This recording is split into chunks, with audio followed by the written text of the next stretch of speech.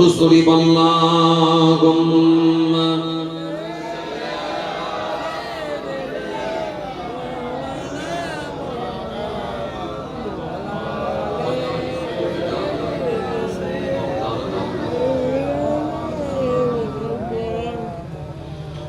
وقال الله تعالى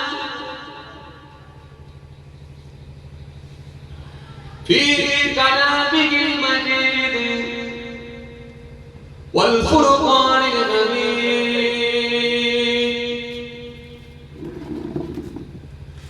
يا أيها الناس اعبدوا ربكم الذي خلقكم والذين من قبلكم لعلكم تتقون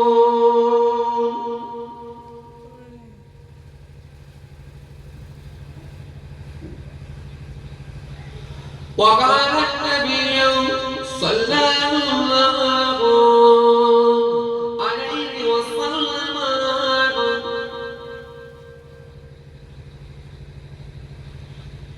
من كان آخر كلامه لا إله إلا الله دخل الجنة إلى آخر الحديث أو كما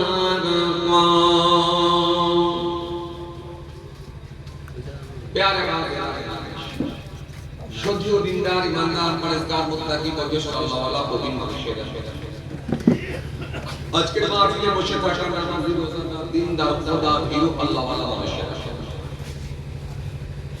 বয়োজ্যেষ্ঠ প্রবীণ মানুষের আমার পিতৃতুল্য বাপেরা জওয়ান যুবক সাথী মহব্বতের ভাইরা তরুণ যুবকেরা আমাদের ঘরের সন্তানেরা আমার ছোট ছোট ভাই বোনেরা আজকের মাহফিলে আগত বিশিষ্ট ব্যক্তিরা হাফেজে কোরআন উলামায়ে কেরাম মুফাসসির কিরাম আল্লাহ পাকের হাফেজ বান্দা করেন খাস করে মহল্লার ইমাম আমাদের সদস্যের কাছে অত্যন্ত সম্মানীয় ব্যক্তি শ্রদ্ধার পাত্র মোহতারাম ইমাম সাহেব পাশাপাশি আরো জানাই আজকের মাহফিলে আগত দিন দরদি ইসলাম দরদি আল্লাহ ওয়ালা মানুষের আজকের মাহফিলে বসে থাকা এডুকেটেড ভাইরা শিক্ষিত মানুষ সামাজিক মানুষ ব্যবসায়ী ভাইরা সর্বশ্রেণীর মানুষ এক জায়গায় জমায়েত হয়েছে গুনাহগার এসেছে আপনাদের ছেলে আপনাদের ভাই আপনাদের ছেলে আপনাদের ভাই দরবারে ফুরফুরা শরীফ আসেকে রাসূল সুলতান ওয়াজিদ আলা হযরত ছোট হুজুর পীর কেবলা রাহমাতুল্লাহ আলাইহি হুজুরের নাতি অর্থাৎ ছোট হুজুর কেবলার মেয়ে দরবারে পীর নবী হুজুর পীর কেবলা রাহমাতুল্লাহ যিনি পীরনগর বিশ্বের ছিলেন আহলে বায়াতের খানদান ছিলেন দাদা পীরের হাতে হাতে দস্তে বায়াত সুবতে আফতাহ কলকাতা 9 নম্বর হাওড়া জবরদস্ত আল্লাহর ওলি ছিলেন যিনি জানা যায় কম বেশি প্রায় 10 থেকে 12 লক্ষ মানুষের সমাগম হয়েছিল সুবহানাল্লাহ মহান আল্লাহ পাকের কৃপায় হুজুর কেবলা আল্লাহ মুবারক আল্লাহ পাক 3 দিন টাটকা অবস্থায় রেখে দিয়েছিলেন সুবহানাল্লাহ উইদাউট এসি উইদাউট বড় উইদাউট মেডিসিন ওষুধ ছাড়া বড় ছাড়া মেডিসিন ছাড়া আল্লাহ পাক টাটকা অবস্থায় রেখে দিয়েছিলেন আমি সে হুজুর কেবলা কবুতর অর্থাৎ ছেলের ছেলে গুনাহগার আপনাদের ছেলে পিতাদা মাহফুজুল্লাহ হুসাইনি হাজিরা দিয়েছি অল্প সময় সংক্ষিপ্ত কিছু বয়ান করে আপনাদের খেদমতে থেকে বিদায় মাশাআল্লাহ ভালো লাগছে আজকের মাহফিল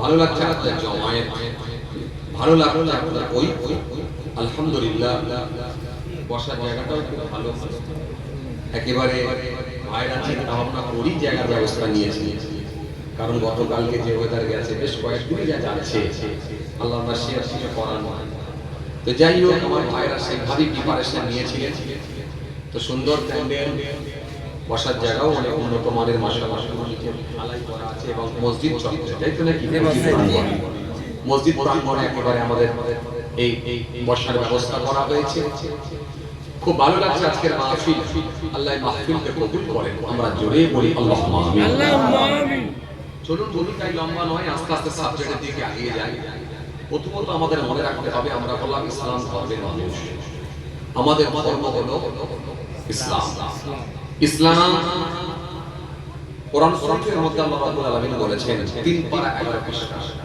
ইন্নাদ দীনা ইনদাল্লাহি ইসলাম আমি আল্লাহর কাছে মনোনীত ধর্ম, শ্রেষ্ঠ ধর্ম, সেটা হলো ইসলাম ধর্ম। ইসলাম, ISLA, Islam. I for is for soul, A for love, A for one for mankind. I so love mankind. আমার উচিত সারা বিশ্বের মানুষকে ভালোবাসা। তিনি সারা বিশ্বের মানুষকে ভালোবাসতে পারলেন। তিনি প্রফেট মুহাম্মদ মুস্তাফা সাল্লাল্লাহু আলাইহি ওয়াসাল্লামের একটা আদর্শকে অনুসরণ করলেন। কোন নবী? যে নবী ঘোষণা দিলেন, আনা খাতিমুন নবী লা নাবিয়্যা বা'দি। আমি হলাম জগতের শেষ নবী, আমার পরে আর কোনো নবী আসবে না। মুহাম্মদ সাল্লাল্লাহু আলাইহি ওয়াসাল্লাম the most practical and most successful of all prophets, সেই নবী। যে নবী সম্পর্কে আল্লাহ কোরআনের মধ্যে বলেছেন, ইয়া আইয়ুহাল্লাযীনা আমানু ইসতাজিবু লিল্লাহ ওয়া লিরাসূল ইযা দাআকুম ইয়া আইয়ুহাল্লাযীনা আমানু লা তারফা'উ আসওয়াতাকুম ফাওকা সাওতিন নবী মা আতাকুম রাসূলু ফাখুযুহু ওয়া মা নাহাকুম আনহু ফান্তাহু। কোরআন শরীফের মধ্যে আল্লাহ এক জায়গায়, দুই জায়গায়, তিন জায়গায় নয়, একাধিক জায়গায় তার হাবিবুল্লাহর শান নিয়ে আল্লাহ আলোচনা করেছেন। ডাইরেক্ট আমার আল্লাহ কোরআনের মধ্যে ঘোষণা দিচ্ছেন, ইয়া আইয়ুহাল্লাযীনা আমানু আমিনু বিল্লাহি ওয়া রাসূলিহি ওয়াল কিতাবিল্লাযী নাযালা আলা রাসূলিহি ওয়াল কিতাবিল্লাযী আনজালা মিন ক্বাব ওয়া মা ইয়াকফুরু বিল্লাহি ওয়া মালাইকাতিহি ওয়া কুতুবিহি ওয়া রাসূলিহি ওয়াল ইয়াউমিল আখির ফাকাদ দাল্লা দালালান বাঈদা। কোরআন শরীফের মধ্যে আল্লাহ একাধিক জায়গায় আয়াত দিয়ে তার হাবিবুল্লাহর শান, তার হাবিবুল্লাহর মর্যাদা, তার হাবিবুল্লাহর শানকে আল্লাহ বুলন্দ করেছেন, বাড়িয়ে দিয়েছেন। এজন্য আল্লাহ কোরআনের মধ্যে বলছেন, ওয়া রাফা'না লাকা যিকরাক, হাবিব আপনার জিকির, আপনার আলোচনা আমি আল্লাহ উচ্চ মর্যাদা, উচ্চ আসন দান করেছি। এজন্য মনে রাখতে হবে, আল্লাহর পরই দ্বিতীয় আসন, দ্বিতীয় চেয়ার, দ্বিতীয় স্থান, দ্বিতীয় চেয়ার, দ্বিতীয় জায়গা, দ্বিতীয় সিংহাসন যদি আল্লাহ কারোর জন্য করে দিয়ে থাকে, সেটা একমাত্র তার হাবিবুল্লাহর জন্যই আল্লাহ করে দিয়েছে। এজন্য মনে রাখতে হবে, কারণ হাবিবুল্লাহর স্থান সব সময় মনে রাখবে আল্লাহ নিজে বাড়িয়েছেন। এজন্য হাবিবুল্লাহর উপরে কারো সম্মান আল্লাহ কিন্তু বাড়াতে দেননি। এজন্য আপনারা জানেন, আমার নবী যখন মেরাজে গিয়েছিলেন, প্রথম আসমান, দ্বিতীয় আসমান, তৃতীয় আসমান, চতুর্থ আসমান, পঞ্চম আসমান, এইভাবে সপ্তম আসমান, একেবারে সিদরাতুল মুনতাহা। আমার নবী গিয়ে একেবারে যখন নূরের আরশ গিয়ে দেখতে পেলেন, পৌঁছালেন, রাসূল জুতো খুলে যাবেন মনে পড়ে গেছে সেই কথা। মুসা কালিমুল্লাহ যখন আল্লাহর সঙ্গে কথা বলতে চেয়েছিলেন, তুর পাহাড়ে ওঠার আল্লাহ নির্দেশ দিয়েছিলেন, আমার নবী জি মনে পড়ে গেছে হযরত মুসা কালিমুল্লাহ জুতো পরে উপরে উঠে যাচ্ছিলেন। আমার আল্লাহ ধমক দিয়ে বলেছেন, মুসা তুমি জানো কার সঙ্গে কথোপকথন করতে আসছো? খবরদার জুতোটা খুলে রাখো। নবীর মনে পড়ে গেছে যে জুতো খোলার নির্দেশ দিয়েছিলেন আমার আল্লাহ।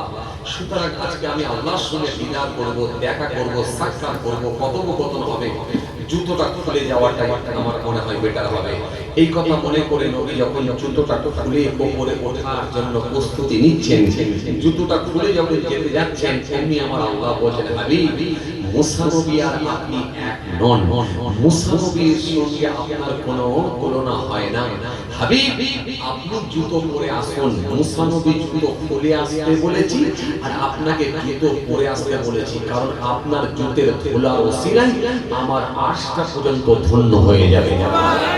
হাবিব আপনি জুতো পরে আসেন, আমার নবী জুতো পরে যাচ্ছেন, নূরের আরশ দেখলেন যেখানে লেখা আছে লা ইলাহা ইল্লাল্লাহ মুহাম্মাদুর রাসূলুল্লাহ সাল্লাল্লাহু আলাইহি ওয়াসাল্লাম। যখন এই লেখা দেখেছেন যে আল্লাহ এই আরশের মতো জায়গায়, মুনাফার জায়গায় তুমি এখানেও আমার নামটা লিখে দিয়েছো, আমার আল্লাহ শেষ সময় বলে, হাবিব শুধু আরশের মতো জায়গায় নয়, সব জায়গায় তোমার নাম দিয়েছি। মেরা আরশ पे तेरा नाम, खतीब के खुतबे में तेरा नाम, मुहद्दिस के हादिस में तेरा नाम, मुफस्सिर के तफसीर में तेरा नाम, कुरान के हर बारे में तेरा नाम, मुकर्रर की तकरीर में तेरा नाम, मस्जिद के मीनार में तेरा नाम, यहाँ तक कि मोहम्मद जहाँ होगा मेरा नाम वहाँ होगा तेरा नाम। যেখানে আমার নাম আছে ওই পাশেই আমি আল্লাহ একমাত্র তোমার নামটাই লাগিয়েছি। পৃথিবীর জমিনে আমার বান্দারা যখন কলেমা পড়বে লা ইলাহা ইল্লাল্লাহ, এই নেই ইলাহা, কোনো মাবুদ, কোনো স্রষ্টা, কোনো সৃষ্টিকর্তা নেই, কোনো মাবুদ নেই, কোনো স্রষ্টা নেই, কোনো সৃষ্টিকর্তা ইল্লাল্লাহ, কেবলমাত্র আল্লাহ ছাড়া। লা ইলাহা ইল্লাল্লাহ পড়ে যদি ছেড়ে দেয় ওই কলেমা আমার কাছে আসবে না, এটা অসম্পূর্ণ হলো যতক্ষণ না তার সঙ্গে পড়ে মুহাম্মাদুর রাসূলুল্লাহ সাল্লাল্লাহু আলাইহি ওয়াসাল্লাম। সুতরাং এই কলেমার সঙ্গে তোমার নামকে আমি আল্লাহ নিজে অ্যাড করেছি। যদি এই কলেমার সঙ্গে যদি তারা নাম তোমার বাদ দিয়ে দেয় আমার কাছে আসবে না, আর যখন তোমার নাম নেবে সেই কলেমা আমি আল্লাহর কাছে কবুল হয়ে যাবে। কলেমার ভেতরে তোমার নাম দিয়েছি, এমনকি কোরআন শরীফের ভেতরে তোমার নাম দিয়েছি, মিনারে মসজিদের মেম্বারে আমি আল্লাহ আমার নাম, অপর দিকে তোমার নামটাই দিয়ে দিয়েছি। আয় আমার হাবিব, মসজিদে যখন খুতবা হবে আমি আল্লাহ আমার নাম দেবে আর পাশাপাশি তোমার নামটাও পেয়ে যাবে। এজন্য আল্লাহর পরে দ্বিতীয় আসন, দ্বিতীয় স্থান, দ্বিতীয় চেয়ার যদি আল্লাহ কাউকে করে দিয়ে থাকেন, একমাত্র সেটা তার হাবিবুল্লাহর জন্যই করেছেন। তবে ভুলিয়ে ফেললে হবে না, কিন্তু নবী আর আল্লাহ কিন্তু এক নয়, এটা মনে রাখতে হবে। আল্লাহ হলেন স্রষ্টা, নবী হলেন সৃষ্টি, এটাও মাথায় রাখতে হবে।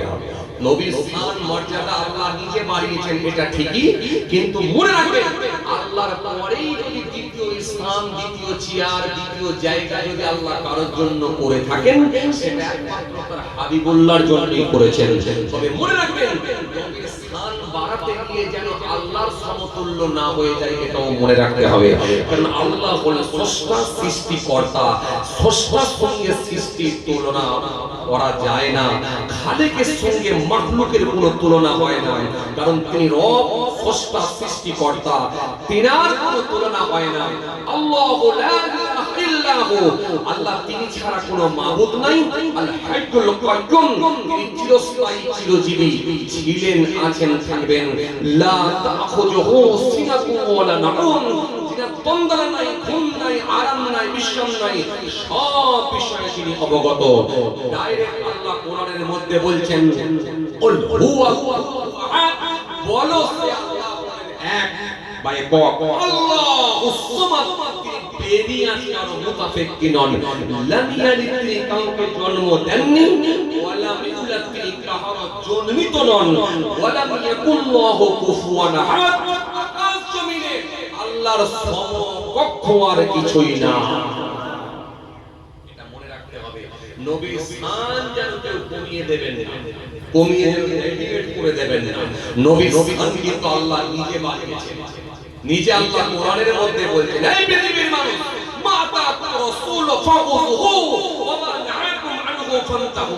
আমার রাসূল তোমাদেরকে যা আদেশ করেন তোমরা স্বতঃস্ফূর্তভাবে গ্রহণ করো, নবী যেগুলো নিষেধ করেন সেগুলো থেকে বিরত থাকো।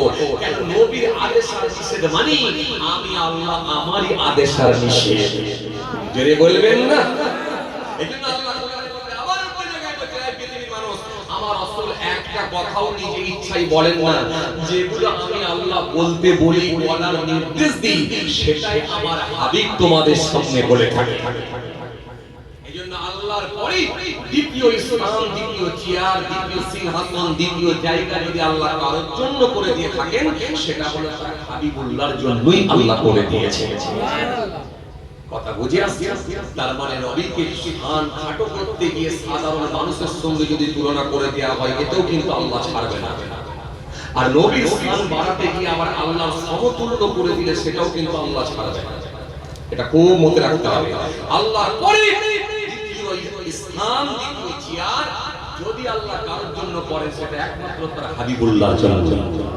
কথা বুঝে আসছে? হাবিবুল্লাহ হলো আমাদের ঈমান, এটা মনে রাখবেন। হাবিব হলো আমাদের ঈমান।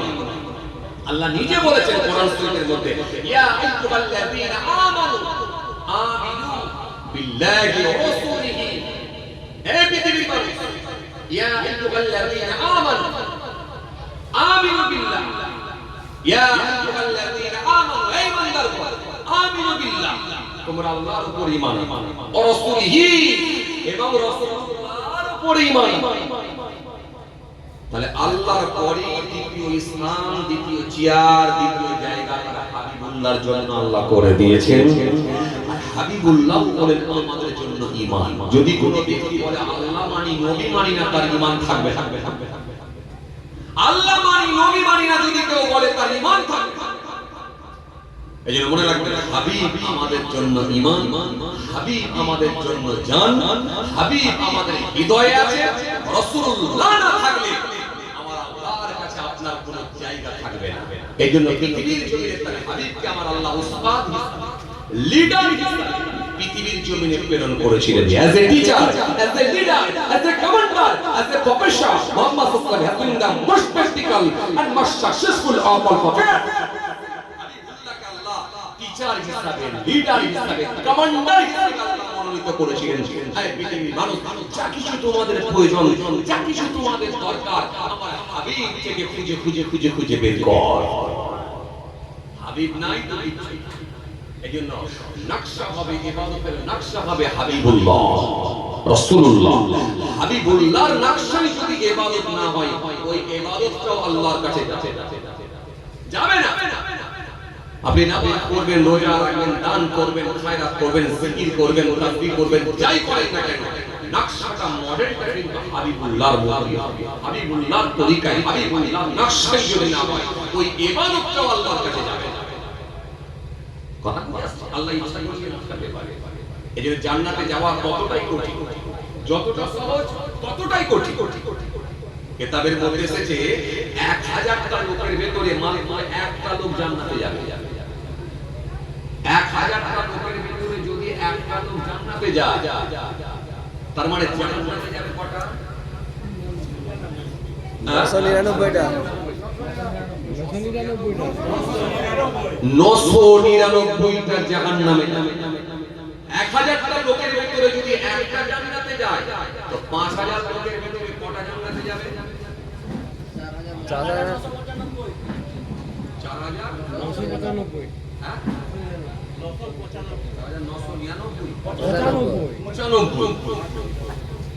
12টা পার হয়ে গেছে না? ও 12টা পার হচ্ছে, যদি হিসাবের একটু গোলমাল করছে, বুঝতে পেরেছি। এখন তবু আমি এই মানুষটাকে হিসাব বেশ করি,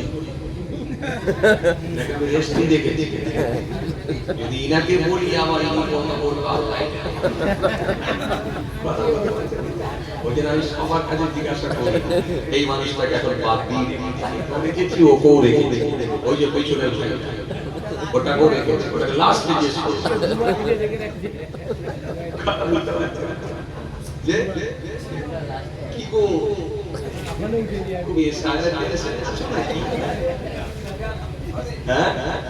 সত্যি মানুষ দুটো জায়গায় একটু স্বস্তি পায়, আরাম পায়। দেখুন মসজিদে বসে ঘুমিয়ে পড়ে, যে ইমাম সাহেব যেখানে অমনি দেবে ঘুমিয়ে পড়ে। কেন? সারা দিন যেখানে যাচ্ছে সেখানেই ঝামেলায় পড়েছে, ব্যস্ততা এত বেড়ে গেছে, কাজের চাপ, সাংসারিক চাপ, হ্যাঁ, আবার উপর থেকে যদি বৃষ্টি হয় বৃষ্টির চাপ, আবার এখন নতুন করে এসআইয়ের চাপ, অনেক দিক দিয়ে মানুষ যেন একেবারে জর্জরিত হয়ে গেছে। খালি একটু স্বস্তি পায়, জানটা আরাম হয়, সেটা হচ্ছে খুতবার সময় ঘুমায়। আর না ওয়াক্তে নামাজ পড়তে এসে যদি দেখে এখনো 10 মিনিট টাইম আছে, ওই বসে পড়লি ওই মসজিদে গেলে ঘুমার, চর্চায় গেলে উঠে পড়ে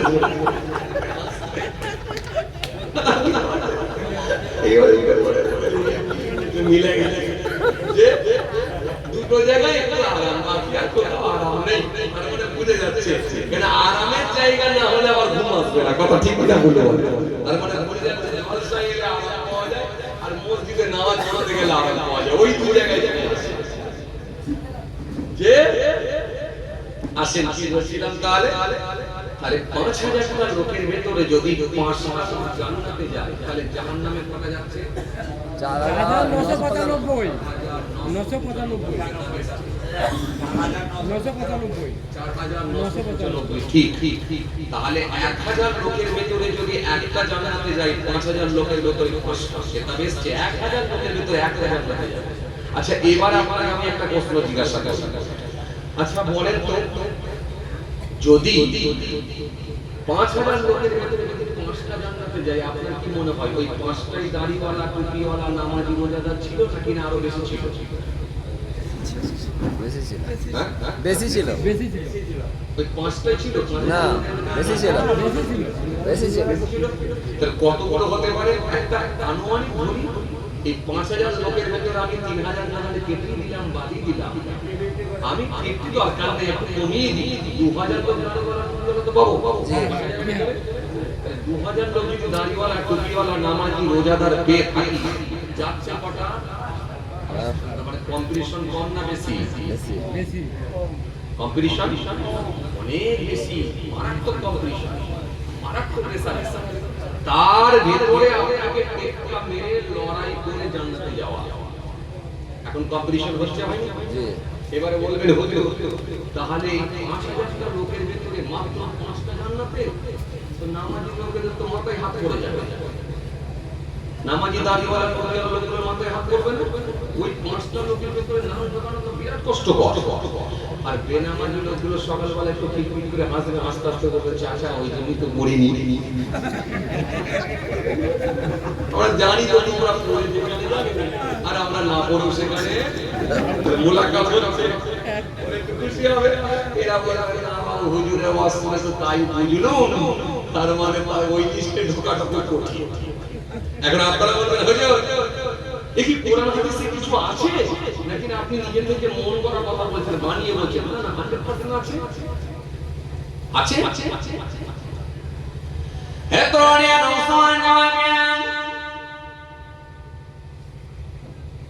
ইয়া মুরব্বিন বাবা শুনে কিতাবের মধ্যে মনে হয় আম্মা জান হযরত মাইসা সিদ্দিকা রাদিয়াল্লাহু তাআলা আনহা থেকে বর্ণিত হাদিস আন আয়েশা রাদিয়াল্লাহু তাআলা আনহা قالت قال رسول الله صلى الله عليه وسلم ليس احد يحاسب الا على আমার নবী সুন্দর করে বললেন হে আয়েশা শুনে রাখো হে আয়েশা জেনে রাখো কাল কিয়ামতের ময়দানে হাসরের ময়দানে সেদিন আমার আল্লাহ যদি কাউকে প্রশ্ন করে সেদিনে যদি আমার আল্লাহ কাউকে জিজ্ঞাসা করে সেদিনে যদি আমার আল্লাহ কাউকে কোশ্চেন করে ওই মানুষটা 100% ধ্বংস হয়ে যাবে প্রশ্নের কোনো উত্তর দিতে পারবে না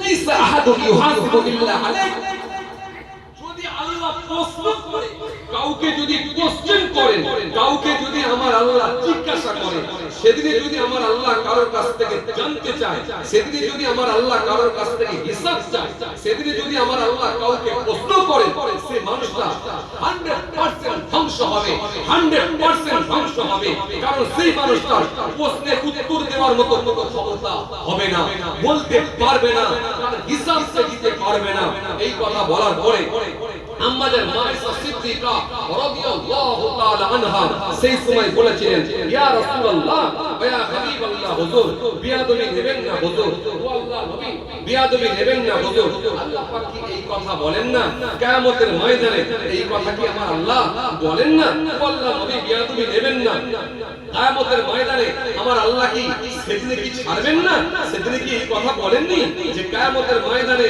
আমার আল্লাহ হিসাবটা খুব সহজ করে দেবেন কিয়ামতের ময়দানে আমার আল্লাহ যদি কাউকে মনে করেন তার হিসাবটা খুব সহজ করে দেবেন তার আমলনামাটা ডান হাতে যদি দেওয়া হয় আমলনামা ডান হাতে দেওয়া হলে সেই মানুষটা তো খুব সহজেই পার হয়ে যাবে ও আল্লাহ নবী এই কথা কি আমার আল্লাহ বলেননি এই কথা কি আমার আল্লাহ জানাননি ও আল্লাহ নবী বিয়াদবি নেবেন না হুজুর হুজুর একটু যদি আপনি ক্লিয়ার করে হুজুর যদি একটু ক্লিয়ার করে আপনি বলে দিতেন ও আল্লাহ নবী বিয়াদবি নেবেন না এই কথা কি আমার আল্লাহ বলেননি কিয়ামতের ময়দানে যদি আমার আল্লাহ কাউকে হিসাব যদি কাউকে আমলনামা ডান হাতে তুলে দেন তাহলে সেই লোকটা তো খুব সহজে চলে যাবে বাম্মা মান উতিয়া কিতাবাহু বিয়ামিনিহি ফাসাওফা ইউহাসিবু হিসাবান ইয়াসীরা সেদিন আমার আল্লাহ যদি কারোর আমলনামা ডান হাতে তুলে দেয় সেই লোকটা তো খুব সহজে জান্নাতে যাবে এই কথা কি আল্লাহ কোরআনের মধ্যে বলেননি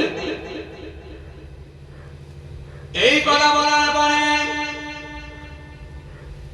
আল্লাহ নবী সাল্লাল্লাহু বললেন হে আয়েশা শুনে কে দাও আমার আল্লাহ এই কথা বলেছে কাল কিয়ামতের ময়দানে যদি কারোর হাতে আর ডান হাতে যদি আমলনামা আল্লাহ দিয়ে দেন, সেই মানুষটা তো সহজেই জান্নাতে যাবে।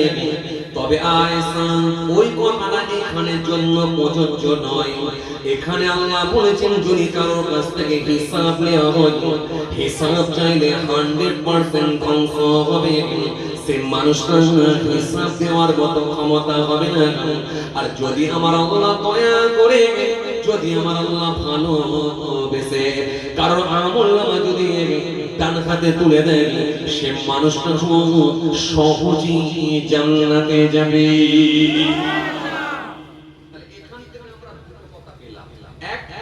যদি আল্লাহ কাউকে হিসাব চান, তাহলে 100% লোকটা হিসাব দিতে পারবে না, ব্যর্থ হবে, সেই লোকটা তারা খেয়ে যাবে, সেই লোকটা ধ্বংস হবে। আর যদি ভালোবেসে কারোর হাতে ডান হাতে যদি আমলনামা তুলে দেয় আল্লাহ, তাহলে সেই লোকটা কিন্তু খুব সহজেই জান্নাতে যাবে। এইবার আমার আল্লাহ যদি হিসাব চাই, বল বান্দা তুই কি নামাজ পড়েছিস? ও আমার আল্লাহ আমি নামাজ পড়েছি। ও বান্দা তুই নামাজ পড়েছিস এটা আমিও জানি, কিন্তু বল নামাজের ফরজ কটা, এটা কেন তুই জানলি না? একবার বল। বান্দা উত্তর খুঁজে পাবে না। নামাজের মাকরু কটা বল, বান্দা জানে না। নামাজ ভঙ্গের কারণ বান্দা জানে না। নামাজের ফরজ কটা বল, ওয়াজিব কটা বল, এটা বান্দা জানে না। কিয়ামে দাঁড়ালেন কোন দিকে তাকাতে হতো বল, এটা বান্দা জানে না। রুকুতে গেলে কতটা হ্যাট হতে হতো বল, বান্দা এটা জানে না। সিজদায় গেলেন নাক আগে যাবে না কপাল যাবে বল, বান্দা এটা জানতো না। সিজদা থেকে যখন উঠতে হবে নাক উঠবে না কপাল উঠবে, এটা বান্দা জানতো না। ডান দিকে সালাম ফেরালে কোন দিকে তাকাতে হতো বল, এটা বান্দা জানে না। বান্দা এটা জানে না। আর কিয়াম থেকে যখন সোজা হয়ে দাঁড়াবে কতটা দাঁড়াতে হতো বল, এটা বান্দা জানে না। একটা সূরার সঙ্গে আর একটা সূরা কেমন করে মেলাতে হতো বল, এটা বান্দা জানে না। কিরাতটা কেমন করে শুদ্ধভাবে পড়তে হতো বল, এটাও বান্দা জানে না। ও বান্দা 63 বছর বয়স থেকে নামাজ শুরু করেছিস, 70 বছর বয়সে তুই মারা গেছিস, মাত্র 7 বছরের নামাজ নিয়ে আমার কাছে এসেছিস। বান্দা তোর পুরানো দিনের নামাজের খাতা সব ফাঁকা, বল এবার হিসাব দে বান্দা। ওই বান্দার হিসাব দেওয়ার মতো কোনো ক্ষমতা হবে না। জি এখন নামাজি লোকেরা কি করবে? বেনামাজি না হলে ছেড়িয়ে দিলাম, নামাজি গুলো বলে কি উত্তর হবে? উত্তর কিছু কিছু উত্তর উত্তর কিছু এখানে উত্তর কিছু এখানে উত্তর কিছু। তাহলে আল্লাহ আল্লাহকে পারে তো এই রোজা রেখেছিস রাখিনি মানে 26 সালের লাস্ট যে বছর আমি মরেছি সেই বছরও রোজা রেখেছি। ভালো করে রোজা রেখেছিস 26 সালের লাস্ট রোজা রেখেছিস, এটা আমি জানি। আমার লিস্টে ধরা পড়েছে, আমি দেখেছি। হ্যাঁ আমার লিস্টে আছে তোর নাম। তুই 26 সালে রোজা রেখেছিস, কিন্তু রোজা ভঙ্গের কারণ করে জেনেছিস? রোজা ভঙ্গের কারণ মানে হ্যাঁ এমন কিছু কথা বললে রোজা ভেঙে যায়, এমন কিছু কর্ম এমন কিছু কাজ মানুষের ভেতরে থাকলে রোজা ভেঙে যায়। সেই কাজগুলো তোর ভেতরে ছিল, সেই কথাগুলো তোর ভেতরে ছিল। এখন আমি আল্লাহ আমার হিসাবে দেখছি তোর রোজা আমার কাছে আসে না, আমি ব্যাক ফুটে পাঠিয়ে দিচ্ছি। এখন বান্দা কি করবি বল? যদি আল্লাহ মনে করে লজিক্যাল ডিসক্রিপেন্সিতে কাউকে আটকাতে নির্বাচন কমিশন ভারতবর্ষে যদি একটা লোক নির্বাচন কমিশন সে গোটা ভারতবর্ষে তার মাস্তানি চলে কথা বলে। Aadhaar card, voter card, PAN card, ration card, birth certificate, school admit, passport, ল্যান্ডের কাগজ সব দেখাবার পরেও যদি আপনাকে আন্ডার এডুকেশনে ঝুলিয়ে দিতে পারে, সব দেখাবার পরেও যদি আপনাকে বিলিটের খাতায় ফেলে দিতে পারে, তার ক্ষমতা সে যদি প্রয়োগ করতে পারে, জমিন আসমানের মালিক, সারা পৃথিবীর মালিক আমার রবের ক্ষমতা কি সেদিনে কাজ করবে কি করবে? কথা কিছু বুঝতে পারছেন? নির্বাচন কমিশন কি বলেছিল? 2002 সালে জাল লিস্টে নাম আছে, তারা কোনো কাগজ দেখাতে হবে না। পরে কি বলেছিল? যদি 2002 সালে তোমার নাম না থাকে কোনো চিন্তা নাই, ফ্যামিলির কারণ নাম থাকবে, সেই লিঙ্ক ধরে শুধু ফর্মটা তুমি ফিল আপ করে দাও, জমা করে দাও। তোমার যদি নাম না থাকে তোমার বাপের নাম, তাও যদি না থাকে তোমার দাদুর নাম, তাও যদি না থাকে দাদুর আব্বার নাম, তাও যদি না থাকে তোমার মায়ের নাম, মায়ের নাম যদি না থাকে মায়ের মা অর্থাৎ নানিমার নাম। বাট যার নাম দিয়ে তুমি খালি ফর্মটা ফিল আপ করো, যদি ফর্মটা ফিল আপ করে লিঙ্কটা ঠিক থাকে আর কোনো কাগজ দেখাতে হচ্ছে। এখন দেখা গেল 99% লোক ফর্ম ফিল আপ করে জমা দিয়ে দিয়েছে। 99% লোক যখন ফর্ম ফিল আপ করে জমা দিয়ে দিয়েছে, তখন পশ্চিম বাংলার একটা বড় নেতা, আপনারা সবাই জানেন, বিরাট চেহারা, বিরাট আওয়াজ, গলার জোর বিরাট, বিরাট লম্বা কথা বলে, যিনি বলে মেরে ফেলবো, পুঁতে দেবো, উড়িয়ে দেবো, পুড়িয়ে দেবো, বুলডোজারের উপরে চার দিয়ে খালি উপরে ছুঁড়ে ফেলে দেবো, সর্বসময় যিনি চিৎকার করে আর একটা কথাবার্তা বলে। তিনি বললেন পশ্চিম বাংলার জমিন থেকে খালি 1 কোটি রোহিঙ্গা পাওয়া যায়। 1 কোটি রোহিঙ্গা নাম বুঝতে পারছেন? জি। আপনি তিন বাড়ি খেতে খুব ভালোবাসেন। শুভেন্দু অধিকারী।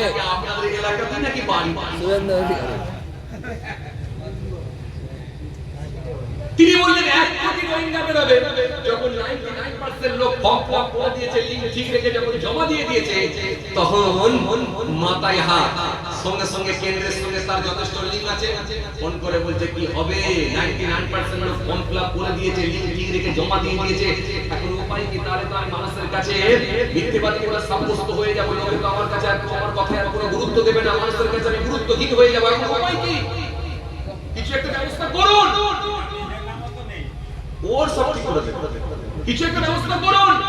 যখন এই কথা বলা হয়েছে, তখন কেন্দ্রের যিনি একেবারে বড় বড় নেতারা তার সঙ্গে বিরাট লিঙ্ক, তখন বলছে চিন্তা করবেন না, নির্বাচন কমিশন আমাদেরই লোক, একটু দেখে দেখছি ব্যাপারটা কি হচ্ছে। হ্যালো নির্বাচন কমিশন স্যার, কমিশন বাবু স্যার, একটু ব্যাপারটা দেখুন, 99% লোক ফর্ম ফিল আপ করে জমা দিয়ে দিয়েছে আর 1 কোটি রোহিঙ্গা বের করার আওয়াজ আমরা তুলে দিয়েছি। এখন যদি রোহিঙ্গা নাম খুঁজে পাই তাহলে কি করা যাবে? মানুষের কাছে আমার হেয় প্রতিপন্ন হয়ে যাবে। আপনি কি এটা চাইছেন? কমিশন বলছে এখন ঘাবড়াচ্ছেন কেন, সময় আছে, এই তো সবে ফর্ম ফিল আপ করে মাথাটা খালি গলিয়েছে, বাকিটা ঘরটা ঢুকিয়ে দেওয়ার দায়িত্ব আমার, এখন ঘাবড়াচ্ছেন কেন? সময় আছে, ঘাবড়াতে হবে না। ভালো কথা, ফর্ম ফিল আপ করে জমা দেওয়া হলো, কিছুদিন পরে চলে এলো নোটিশ। মুসলিম এলাকাগুলো একটা বুথে যদি 500 ভোটার থাকে, 350 ভোটারের নোটিশ চলে এলো। নোটিশ চলে এলো কি, ফর্ম ফিল আপ করে জমা দিয়েছো দেখি, কিন্তু হিয়ারিং এ এসো, আবার নতুন করে কাগজপত্র সাবমিট করো। যার যেমন কাগজ ছিল, Aadhaar card, voter card, PAN card, ration card সব তো আছেই। তারপরে চিন্তা ভাবনা করে দেখলেন ওই 11টা নথি বলেছিল, কিছু না থাকলে 11টা নথির ভিতরে 1 টাকা কারি বলেছিল সে এখানকার বৈধ নাগরিক বলে প্রমাণ হবে। সুতরাং 11টার ভেতরে যখন আমার বার্থ সার্টিফিকেট আছে দেবো না কেন, স্কুলের আছে যখন দেবো না কেন, পাসপোর্ট আছে যখন দেবো না কেন, আমার বাপের ল্যান্ডের কাগজ, জমি জায়গার কাগজ যখন আছে দেবো না কেন, সব কটাকে একসঙ্গে দিয়ে এত বড় মোটা করে একদম ভালো করে সুন্দর করে দিয়ে জমা দিয়ে দিলেন। হিয়ারিং এ যখন দিয়ে দিলেন আপনি জমা, হিয়ারিং এ গিয়ে যখন আপনি জমা দিয়ে দিয়েছেন, আপনি মনে মনে ভাবলেন যাক ঝামেলা মিটে গেল, আর কোনো চিন্তা নাই। ও বাবা, কিছুদিন পরে দেখা গেল এই বাংলার মানুষকে 3টে ভাগে তারা ভাগ করে দিল। কেমন? একটা হচ্ছে একটা শ্রেণীর মানুষ যে হয়ে গেছে, সে বলছে আলহামদুলিল্লাহ আমি চিন্তা মুক্ত। আবার কাউকে দেখা যাচ্ছে আন্ডার অ্যাডজুডিকেশন, তাকে বিচারে দিন মানে ঝুলিয়ে রেখে দিল, সেও বলছে যে ডিলিট তো হয়নি, ঝুলে আছে, পুরো হয়ে যাবে ইনশাআল্লাহ, বিচারগুলো দেখবে হয়ে যাবে ইনশাআল্লাহ, ইনশাআল্লাহ আমার নামটাও হয়ে যাবে। আর যে ডিলিট হয়ে গেল, সে বলছে ডিলিট হয়ে গেলাম, তাকে বলছে কোনো চিন্তা করো না, 6 বছর ফর্ম ফিল আপ করে জমা দিয়ে দাও, তোমার নাম উঠে যাবে, সেও বলছে আলহামদুলিল্লাহ। তাহলে যে আপনি হয়েছে সেও আলহামদুলিল্লাহ, যে বিচারে দিন আছে সেও বলছে আলহামদুলিল্লাহ, যে ডিলিট হয়েছে সেও বলছে আলহামদুলিল্লাহ, সবাই বলছে আলহামদুলিল্লাহ। তাহলে করবেটা কি? ইন্নালিল্লাহ, ইন্নালিল্লাহটা দিয়ে পড়বে। এখন সবাই বলছে আলহামদুলিল্লাহ, কোনো টেনশন নেই। সবাই যদি এখানকার বৈধ নাগরিক বলে প্রমাণ হয়ে গেল, তাহলে কি দরকার? কোটি কোটি টাকা খরচা করে মানুষের সময় ইনভেস্ট করে কোটি কোটি মানুষকে লাইনে দাঁড় করিয়ে দিয়ে এই রোদ্রের তাপে লাইনে দাঁড় করিয়ে দিয়ে অসুস্থ মানুষকে হিয়ারিং এ ডেকে কত মানুষ তারা হার্টফেল করে মারা গেল, কত মানুষ তারা স্ট্রোকে মারা গেল, কত মানুষ তারা আপনার কি বলে হাই প্রেসারে মারা গেল। বিরোধীদের উপরে নতুন নতুন আইন জারি করে নিত্য নতুন সার্কুলার নতুন তৈরি করে তাদের উপরে একটার পর একটা চাপ দিয়ে কত বিরোধী তারা আত্মহত্যার পথ বেছে নিল। তাহলে এই মানুষগুলো মারা গেল, সময় ইনভেস্ট হলো, আপনার কোটি কোটি টাকা ইনভেস্ট হলো, মানুষের ট্যাক্সের টাকাকে আপনি খরচ করলেন। সবাই যদি এখানকার বৈধ নাগরিক বলে প্রমাণ হয় তাহলে আর নতুন কালে এসআইআরটা করার কি দরকার? পরে বোঝা গেল না তিনটে ভাগে ভাগ করেছে এই জন্য যাতে করে তিনটে শ্রেণীর মানুষ এক জায়গায় জমা না হয়ে যায়। কেন এক জায়গায় জমা হয়ে যদি 60 লক্ষ লোক একসঙ্গে যদি রাস্তায় নেমে পড়ে তাহলে আমি বাহিনী দিয়েও ঠেকাতে পারবো না। এই জন্য তিনটে ভাগ করে দিয়েছি, কিন্তু জিনিস একই, সবাইকে এক জায়গাতেই পাঠাবো। এই জন্য তারা কি করলো, এই বাহিনী গায়ে দিয়ে আমি ঠেকাতে পারবো না, তাই পাঠ করে দিয়ে এখন যারা আন্ডার এডুকেশনে ছিল তার ভিতরে ম্যাক্সিমাম লোকই দেখা যাচ্ছে ডিলিট হয়ে যাচ্ছে। আর যে ডিলিট ছিল তো সে তো আগে থেকেই ছিল। তার মানে বোঝা যাচ্ছে আসলে যেটা বলেছিল সেটাই করতে চলেছে। ওই 1 কোটি বলেছিল বের করব, ওই 1 কোটি বৈধ ভোটারকে তারা, তার ভিতরে কিছু টাকা মৃত ভোটার মারা গেছে সেগুলো ছাড়া বাকি সব ভোটারকে তারা ডি ভোটার বানানো, ডাউটফুল ভোটার বানানো, গৃহহীন বানানোর একটা চক্রান্ত চালাচ্ছে। আসলে এটা একেবারে সুকৌশলে মুসলিম এলাকাগুলোকে তারা, এই মুসলিম এলাকাগুলোর বৈধ নাগরিকগুলোকে তারা ডি ভোটার বানানোর একটা চক্রান্ত চালাচ্ছে। সেটা এই এসআইআর মাধ্যম দিয়ে। এবার আপনারা হয়ে যাবেন। তাহলে আপনি প্যান কার্ড দেওয়ার পরে, পাসপোর্ট দেওয়ার পরে, বার্থ সার্টিফিকেট দেওয়ার পরে, স্কুল অ্যাডমিট দেওয়ার পরেও আপনি কি বলে Aadhaar card, voter card, ration card সব দেওয়ার পরেও যদি আপনাকে আটকে দেওয়ার মতো ক্ষমতা থাকে, নাম দিয়েছে লজিক্যাল ডিসক্রিপেন্সি, মানে সন্দেহজনক। কেমন সন্দেহজনক? সন্দেহজনক হচ্ছে কেমন ভাবে? যেমন আপনার নাম ছিল কি 2002 সালে বিয়ের আগে নাম ছিল খাদিজা খাতুন, 2025 সালে দেখা যাচ্ছে বিবাহিত হয়ে যাওয়ার পরে টাইটেলটা চেঞ্জ করে দিয়েছে খাদিজা বেগম বা খাদিজা বিবি। 2025 সালে নাম ছিল আব্দুল খালেক, পরে 2025 সালে নামটা একটু তার সঙ্গে অ্যাড করে মোহাম্মদ আব্দুল খালেক। এই মোহাম্মদ আর ওখানে বিবি, নাম ঠিক আছে কিন্তু বিবি এসে গেছে আর এখানে মোহাম্মদ এসে গেছে। খাতুনটা খালি কেটে দিয়ে বিবি কিংবা বেগম হয়েছে। একে লজিক্যাল ডিসক্রিপেন্সিতে আটকে দিয়ে সন্দেহ তালিকায় ফেলে দেওয়া হবে। এরপরে বয়সের ডিফারেন্স। কেমন বয়সের ডিফারেন্স? মনে করুন আজকের দিনে আপনি যদি খবর নিয়ে দেখেন এখন বেসিক্যালি সব সিজার পেশেন্ট, বাড়িতে সব সিজার। এই সিজার হয়ে যাওয়ার জন্য বাড়িতে এখন দেখা যায় একটা দুটো তিনটে, খুব বেশি সন্তান হলে একটা দুটো তিনটে, তার বেশি না। কিন্তু তখন সময় নর্মাল ডেলিভারি হতো। এটা শুধু মুসলিম কমিউনিটির ভেতরে নয়, সমস্ত কমিউনিটির ভেতরে 6টা 7টা করে আগেকার দিনে ছেলে মেয়ে হতো। এখানে অস্বীকারের কিছু নেই, সব কমিউনিটির ভেতরে। কিন্তু তারা এমন ভাবে মানুষের সামনে সাব্যস্ত করতে চাইছে যেন মনে হচ্ছে শুধু মুসলিম কমিউনিটির ভেতরে 6টা 7টা করে ছেলে বলে। এই মিথ্যা প্রচার চালিয়ে দিয়ে এখানে তারা অপপ্রচার করছে তাদের ক্ষমতার জোরে। আর মিডিয়াকে কোটি কোটি টাকা দিয়ে তারা মিডিয়াকে হাতে নিয়েছে মানুষের সামনে এই অপপ্রচার করে শুধু মুসলিম কমিউনিটির মানুষকে একটা হেয় প্রতিপন্ন করা, খারাপ চিহ্নিত করার একটা চেষ্টা চালাচ্ছে। আপনি খবর নিয়ে রাখেন সমস্ত কমিউনিটির মানুষের ভেতরে আগেকার দিনে 6টা 7টা করে ছেলে পুলে। এবার আপনি বলেন, আপনাকে আমি একটা কথা বলি, একটা বাপের যদি 7টা ছেলে মেয়ে হয়, এখন যদি মনে করেন ওই বাপের বয়স হলো 75 মানে 75 বছর, এখন 75 বছর যদি বাপের বয়স হয়, বাপের বয়স যদি 75 বছর হয়, আচ্ছা বলেন তো বাপের বয়স যদি 75 বছর হয় তার বড় ছেলের বয়স কত হবে? খুব বেশি হলে 52 52 বছর, 50 থেকে 52 বছর বয়স হবে, তার বেশি না। কারণ 22-25 বছরের একটা ডিফারেন্স রাখতে হয়। তার মানে যদি 50 থেকে 52 বছর যদি বড় ছেলের বয়স হয়, আচ্ছা বলেন তো 7টা ছেলে হলে তাহলে ছোট ছেলের বয়স কত হবে? খুব বেশি হলে 25 থেকে 28 বছর। 30 এর মধ্যে খুব বেশি হলে 25 থেকে 28 বছর যদি বড় ছোট ছেলের বয়স হয়, তাহলে নির্বাচন কমিশন কি বলল? যদি 15 বছর বাপ বেটার যদি বয়সের ডিফারেন্স যদি 15 বছর হয়ে যায় তাকেও কিন্তু হিয়ারিং এর জন্য টাকা হয়।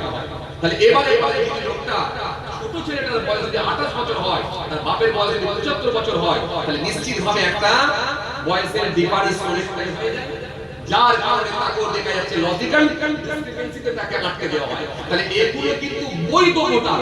এই বৈধ ভোটারগুলোকে তাও আমরা দেখতে পাচ্ছি কোন ব্যক্তি যদি 6টা সন্তান হয় তাকেও সন্দেহ তালিকায় ফেলে দিয়ে আটকে দিয়েছে। কোন ব্যক্তি যদি 4টে ছেলে মেয়ে হয় সেখানেও 6 জন সাব্যস্ত করে আরো দুজনকে জুড়ে দিয়ে তাকেও কিন্তু সেই লজিক্যাল ডিসক্রিপেন্সিতে তাকে আটকে দেওয়া হয়েছে। তাও আমরা দেখতে পাচ্ছি একটা পরিবারে একটা বাড়িতে যদি এই লিস্টে যদি দেখা যাচ্ছে বাপ বৈধ বলে প্রমাণিত হয়েছে, মা বৈধ বলে প্রমাণিত হয়েছে, 3 ভাইয়ের ভেতরে 2 ভাই বৈধ বলে প্রমাণিত হয়েছে, কিন্তু একটা ভাইকে দেখা যাচ্ছে ডিলিট করে দিয়েছে, তার মানে সে বৈধ হলো না, অবৈধ হলো। তাহলে এক বাড়িতে যদি 3 ভাই বাপ মা সবাই যদি বৈধ হয় তাহলে আরেকটা ভাই কি করে অবৈধ হলো?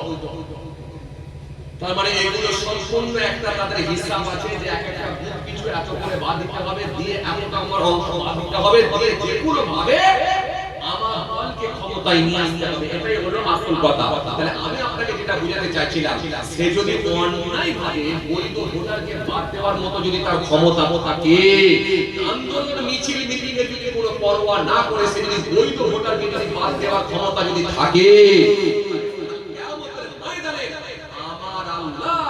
লিগ্যাল ভাবে যদি মনে করে কোন বান্দাকে আমি আটকাবো, তাহলে আটকাতে পারে কি পারে? লজিক্যাল ডিসক্রিপেন্সিতে আপনাকে আটকে দিতে পারে কি পারে?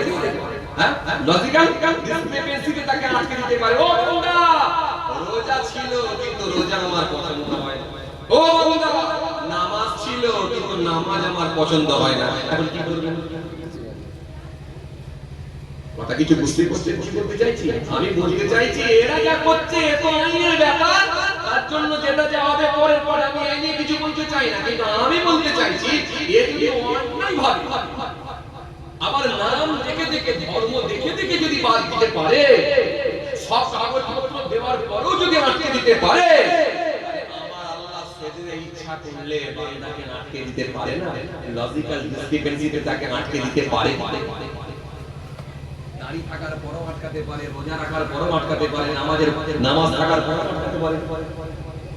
তাহলে এই ক্ষমতা আমার আল্লাহ আছে কি আছে না? যদি আল্লাহ বলে দেয় বান্দা নামাজ পড়েছিস কিন্তু আমার হাবিব বলেছিল সাল্লু কামা রাআইতুমুনি উসাল্লি, এই নামাজ তো হয়নি, আমি যা দেখছি এই নামাজ হয়নি, এখন চলো ওই নামাজ আমার পছন্দ হয়, কি করবে? কি করবে? কিতাবের মধ্যে পাওয়া যায়, মুসলিম শরীফের হাদিসের মধ্যে পাওয়া যায়, কাল কিয়ামতের ময়দানে একটা শ্রেণীর শহীদ ব্যক্তি আল্লাহ আটকে দেবে, একটা শ্রেণীর আমার আল্লাহ আলিম ব্যক্তিকে আটকে দেবে, একটা শ্রেণীর আমার আল্লাহ সিদ্দিক দাতা ব্যক্তিকে আমার আল্লাহ আটকে দেবে।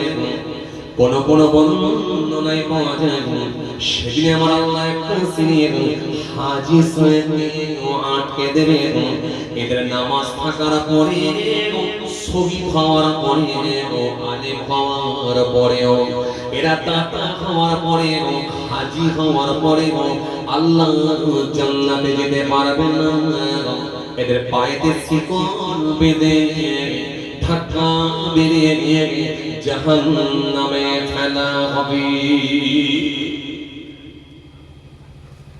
আপনি তো শুধু নামাজ পড়েছেন, আপনি বছরে 1 মাস রোজা রেখেছেন, আপনি মুখে দাড়ি রেখেছেন, আপনি তাসবিহ পড়েছেন, আপনি দান করেছেন, খায়রাত করেছেন, কিন্তু আপনি শহীদের থেকে কি বেশি ইবাদত করতে পারবেন? যে ব্যক্তিটা শহীদ হয়ে গিয়েছে সে তো একমাত্র আল্লাহর জন্যই জীবন দেয়, যে ব্যক্তিটা জীবনকে উৎসর্গ করে দেয় সে তো একমাত্র আল্লাহর জন্য, নবীর জন্য দেয়। তবে জান দিয়ে যদি ভালোবাসা হয়, জান দিয়ে যদি ভালোবাসা দিয়েও যদি কাজ না হয়, তাহলে আপনি নামাজ রোজা নিয়ে যদি মনে করেন পাস করব, এটা আপনার ভাবাটা অনেক ভুল হয়ে যায়।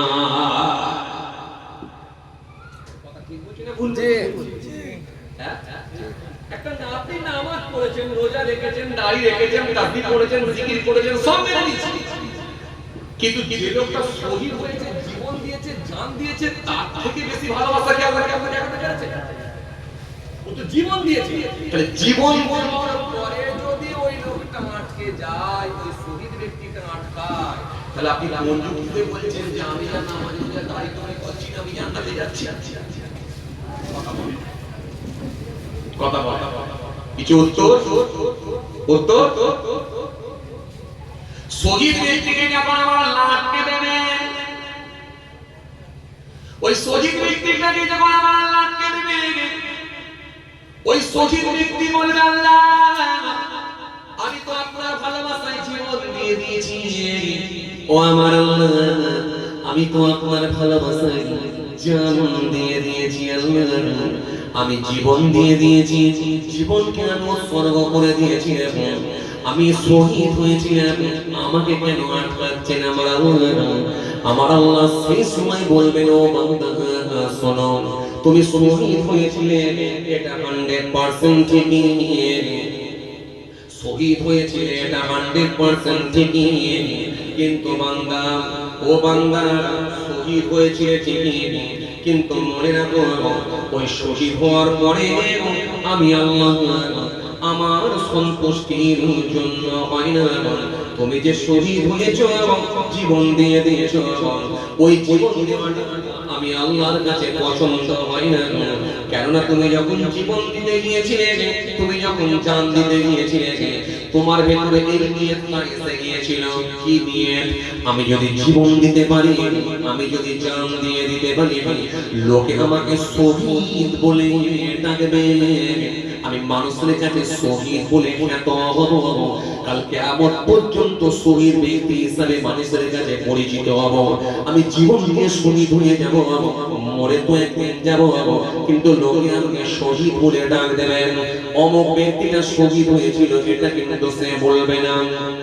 ও বান্দা তোমার নিয়ত গোলমাল হয়েছে, ও বান্দা তোমার নিয়ত গোলমাল হওয়ার জন্য যেটা কেউ জানতো না, ইন্নাল্লাহা কানা সামিয়ান বাসীরা, নিশ্চয়ই আমি আল্লাহ সমস্ত কিছু দেখি এবং শুনতে পাই, আমাকে লুকাতে পারবে না। তোমার এই নিয়তটা খারাপ হয়ে যাওয়ার জন্য আমি আল্লাহর কাছে ওই শহীদ জীবন দিয়েও কোনো লাভ হলো না। এজন্য আমার নবী হাদিস পাকের মধ্যে বলেছেন, আন আবি উমামা رضي الله تعالى عنه قال قال رسول الله صلى الله عليه وسلم إن الله لا يقبل من العمل إلا ما كان له خالصا وابتغى به وجهه। আমার আল্লাহ দরবারে কোনো আমল পৌঁছাবে না, আমার আল্লাহ দরবারে কোনো আমল যাবে না, শুধু ওইটুকু আমল যাবে যেটা ইখলাসের সঙ্গে নিয়ত ঠিক রেখে আল্লাহর সন্তুষ্টির জন্য হয়েছিল, ওই ইখলাসের সঙ্গে নিয়ত ঠিক রেখে আল্লাহর ভালোবাসায় যে আমল হয়েছিল সেটাই একমাত্র আল্লাহর কাছে যাবে, বাকি কোনো আমল কিন্তু আল্লাহর দরবারে যাবে না। কথা কিন্তু বুঝতে পারছেন কি বুঝতে চাইছি? কথা কিন্তু আমার নয়, আমি আপনাকে রেফারেন্স দিয়ে কথা বলছি। হযরত উমামা থেকে বর্ণিত হাদিস, আমি বলছি ক্লাস ব্যতীত কোনো আমল আল্লাহর দরবারে কবুল হবে না। কে বলেছেন?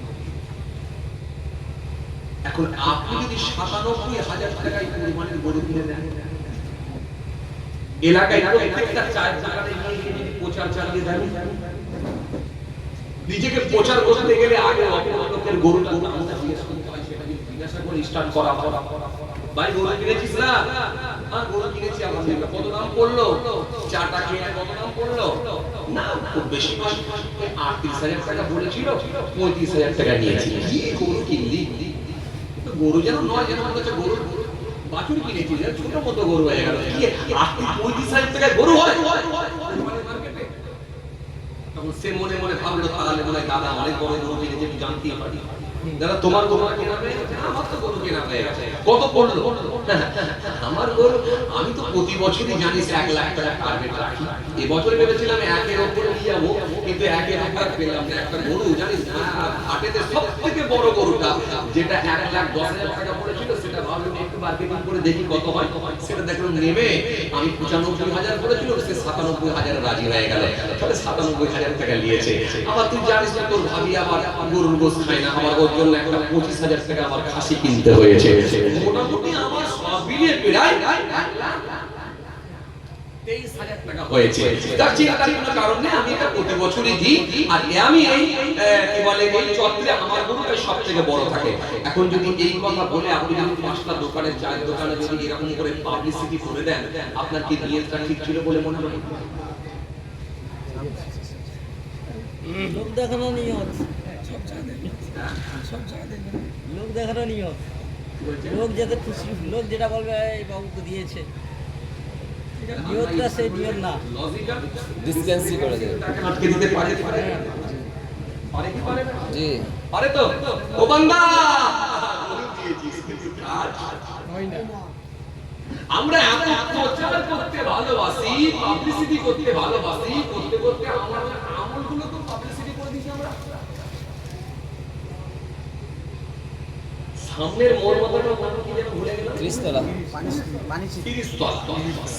খিরিস্তলা। এই খিরিস্তলা মোড়েতে আপনি একটা মেডিকেলের দোকান করছেন, একটা মিডিয়াকে ডাকলেন, মিডিয়াকে ডেকে বললেন 1,000 কি 1,500 টাকা দিয়ে বললেন ভাই আমার একটু পাবলিসিটির দরকার আছে, যেহেতু নতুন দোকান করছি তো প্রচারের দরকার আছে বলে মিডিয়াকে ডাকলেন। মিডিয়া এসে গেল, মিডিয়ার সামনে আপনি বাইট দিচ্ছেন, আসসালামু আলাইকুম ওয়া রাহমাতুল্লাহ। ভাই সকল, সর্বপ্রথম আপনাদের চ্যানেল কর্তৃপক্ষ এবং দর্শকবৃন্দ এবং আপনাদের যারা ফলোয়ার্স আছেন, যে যেখান থেকে দেখছেন, সকলকে আমি আমার অন্তঃস্থল থেকে সালাম মোবারকবাদ জানাই। আজকে আমি এই খিরিস্তলা বাজারে দাঁড়িয়ে আছি, আমার বাড়ি হলো মুনাখব জলপাই, জলপাই, মুনাখব জলপাই, মুলাখব জলপাই। আমার বাড়ি হলো মুলাখব জলপাই। আমি খিরিস্তলা বাজারে দাঁড়িয়ে আছি। এটা একেবারে চৌরঙ্গি মোড়, এদিকে চলে যাচ্ছে ভবানীপুর, এদিকে চলে যাচ্ছে অমুক জায়গা, ওদিকে চলে যাচ্ছে অমুকপুর, এদিকে চলে যাচ্ছে তমুকপুর। এই 4 মোড় একেবারে পুরো মেন জায়গায় আমি দাঁড়িয়ে আছি। আর এইখানে দেখতে পাচ্ছেন আমার মেডিকেল দোকান। এই দোকানের নামটা দেখে রাখেন। অন্য দোকানে যদি আপনি 10% ডিসকাউন্ট পান, অন্য দোকানে যদি আপনি 20% ডিসকাউন্ট পান, আমি নতুন দোকান দিয়েছি মানুষের সুবিধার্থে, মানুষের পাশে দাঁড়ানোর জন্য, একটু ভালো কাজে অংশগ্রহণ করার জন্য। আমি আপনাদেরকে কথা দিচ্ছি আমি 30% ডিসকাউন্ট দেবো। এই যে ওষুধের দোকান, মেডিকেল দোকান আপনি দেখতে পাচ্ছেন, আমি 30% ডিসকাউন্ট দেবো, আপনারা আমার কাছে আসতে পারেন। এই পাবলিসিটি যখন আপনি ওষুধের দোকানে করে দিলেন, লোকে আপনাকে জেনে গেল যে অমুক জায়গায় একটা ওষুধের দোকান আছে, 30% ছাড় পায়।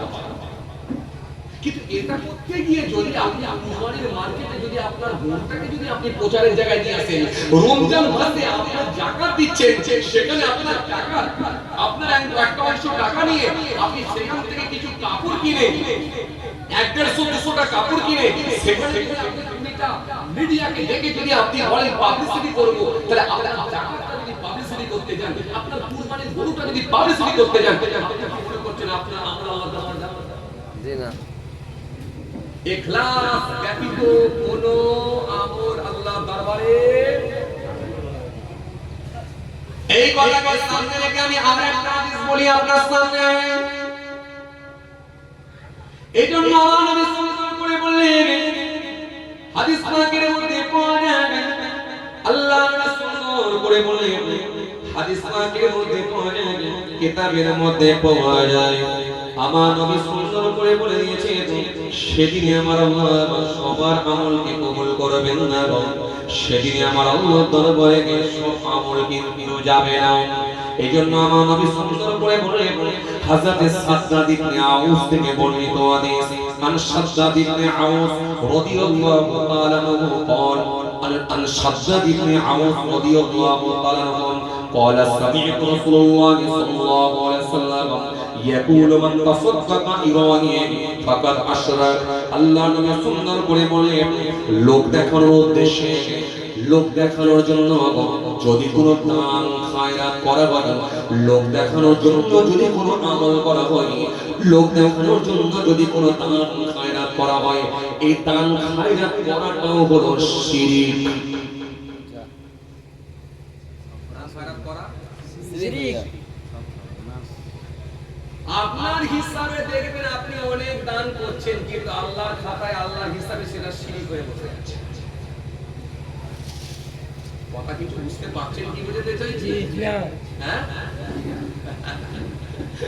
আমরা মনে মনে ভাবছি যা করব তাই মনে করব না। রাস্তার ধারে হুজুর আমার নামাজ পড়ছে, সঙ্গীকে বলেছে এটা ফেসবুকে ছেড়ে দে, পোস্ট কর ছবিটা তুলে পোস্ট কর ফেসবুকে ছেড়ে দে। হুজুরের নামাজ পড়ার ছবি বিরাট চলছে ফেসবুকে। কথা বলে বুঝতে পারেন?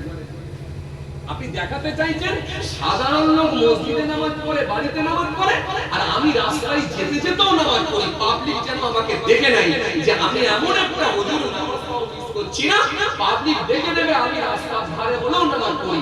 সঙ্গীকে বললেন একটা ক্যামেরা কর, ছবি তুলবি আর ফেসবুকে পোস্ট করে দে, ছেড়ে দে।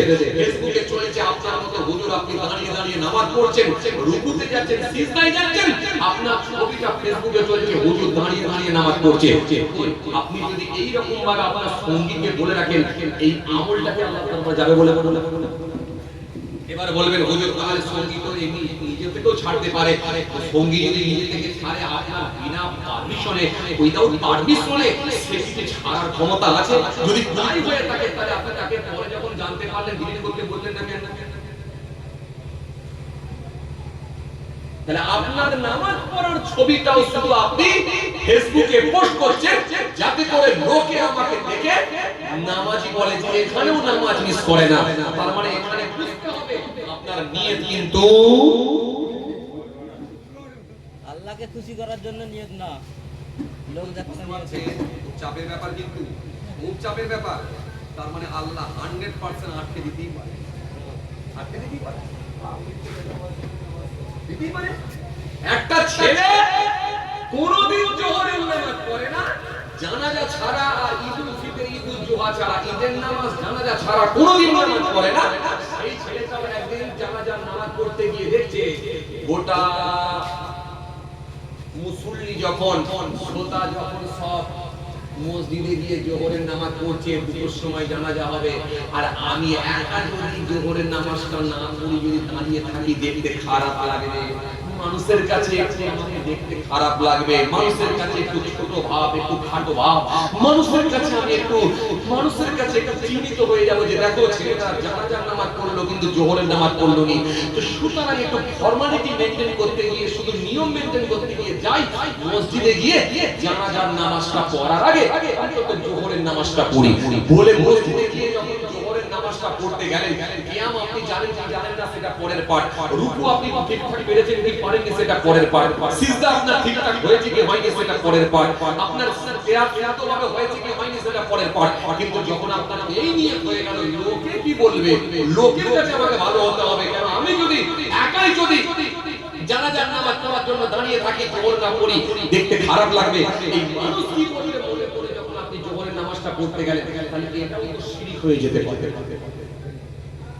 কথা বলে না, শিরক হতে পারে না, শিরক হতে পারে না। বাড়িতে আছেন তসবিহ পড়তে ইচ্ছা লাগলো না, রাতে বিছানায় শুয়ে আছেন তসবিহ পড়তে ইচ্ছা লাগলো না, মাগরিব নামাজ পড়ে একটু মসজিদে তসবিহ পড়তে ইচ্ছা লাগলো না। এখন যদি আপনি সিরিজওয়ালা বাজার না, সিরিজওয়ালা বাজারে গিয়ে যদি চায়ের দোকানে চা খেয়ে নিয়ে যদি তসবিহ টানেন, এটা কি মনে হচ্ছে আল্লাহর জন্য বলো? এটাও শিরক হতে পারে না।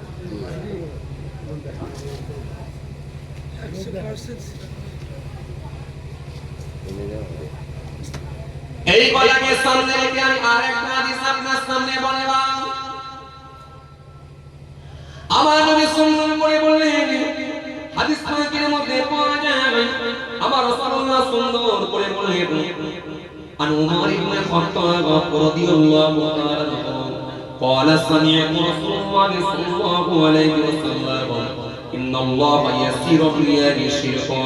আল্লাহ নবী সুন্দর করে বললেন, নবী আমার সুন্দর করে বললেন, নবী আমার সুন্দর করে বললেন, যদি কারোর ভেতরে নিয়ে এসে যায়, দেখানো এসে যায়, লোক দেখানো হয়, সেটাও হবে শিরক। আগে বললেন দান খায়রাত করেও হয়ে যাবে শিরক, আর এখানে বললেন লোক দেখানোর জন্য যদি হয় সেটাও হবে শিরক।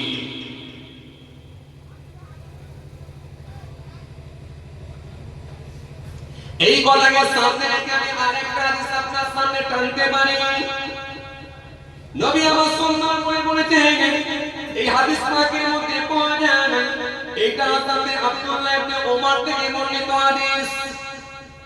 রাসূলুল্লাহ সুন্দর করে বলেন, কোন ব্যক্তি যদি একটা চকচকে জামা পরিধান করে, কোন ব্যক্তি যদি একটা চকচকে পোশাক পরিধান করে, এই মানুষটার যদি নিয়তের একটু গোলমাল হয়ে যায়, যদি নিয়তটা হয়ে যায় রিয়া এসে যায়, দেখানোর উদ্দেশ্যে এসে যায়, চকচকে জামা পরেছি, আমাকে দেখতে খুব ভালো লাগছে, লোকে আমার দিকে তাকিয়ে থাকবে, এই কথা মনে করে যদি রিয়া ভিতরে চলে আসে, দেখানোর উদ্দেশ্যে যদি হয়ে যায়, তার মধ্যে যদি সামান্য পরিমাণ অহমিকা এসে যায়, কাল কিয়ামতের ময়দানে আমার ওই ব্যক্তিটাকে আমার আল্লাহ ওই ব্যক্তিটাকে আমার আল্লাহ কিয়ামতের ময়দানে আমার আল্লাহ কিয়ামতের ময়দানে ওই ব্যক্তিটাকে ছাড়বেন না, সেদিন আমার আল্লাহ ওই ব্যক্তিটাকে ছাড়বেন না, সেদিন আমার আল্লাহ ওই ব্যক্তিটাকে অপমানের পোশাক পরিধান করাবে।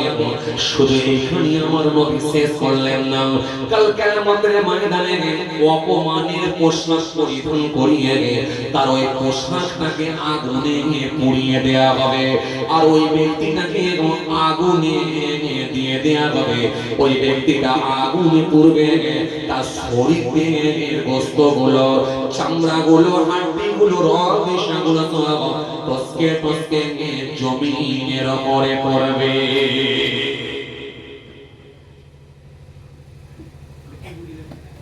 দান কি বুঝলেন? রিয়া এমন কি পোশাক, বিয়ে বাড়িতে একটা পোশাক পরেছেন, কোট পরেছেন, টাই পরেছেন, একই সেটের কোট, একই সেটের প্যান্ট, একই সেটের স্টাইলের টাই লাগিয়ে দিয়ে গোটা শরীরে ডেনিমে সেন্ট মেরে এক কালারের বুট পরে চুলের কায়দা আলাদা মেরে দিয়ে মনে করলেন এই বিয়ে বাড়ির বরের পরেই যদি কারোর ড্রেস থাকে সেটা হলো আমার। কথা মনে বুঝতে পারেন? জি। আজকের বিয়ে বাড়িতে যা দামি পোশাকটা আমি লাগিয়েছি, বরের পরেই যদি কারো ড্রেস থাকে সেটা হলো আমার, আমার উপরে আর কারো ড্রেস নেই। কি বললেন? এই পোশাকটা পরার জন্য কি হবে? অপমানের পোশাক আল্লাহ তাকে কিয়ামতের ময়দানে পরাবে। শুধু তাই নয়, তার ওই পোশাককে আগুনে পুড়িয়ে দেওয়া হবে, আর ওই ব্যক্তিকে আগুনে দেবে, যার গোশতগুলো, রগ, রেশা, হাড্ডিগুলো সব জ্বলে টসকে টসকে জমিনের উপরে পড়বে। সেদিনে কিন্তু আমার আল্লাহ ওই দামি পোশাক পরিধানকারী ব্যক্তিটাকে আল্লাহ আটকে দেবেন, কারণ তার ভেতরে সামান্য পরিমাণ অহমিকা যদি চলে আসে, রিয়া আসে, সেদিনে কিন্তু সেই ব্যক্তিটাকে আল্লাহ ছাড়বে না, আল্লাহ আটকে দেবেন। আমার কথায় আপনাদের রাগ হয়েছে না কি জানি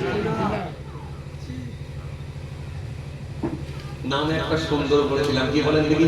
কমিশন আমাদেরকে শিখিয়ে দিয়েছে, বলে দিয়েছে এগুলোকে বলে লজিক্যাল ডিসক্রিপেন্সি, বলে লজিক্যাল ডিসক্রিপেন্সি, লজিক্যাল ডিসক্রিপেন্সি।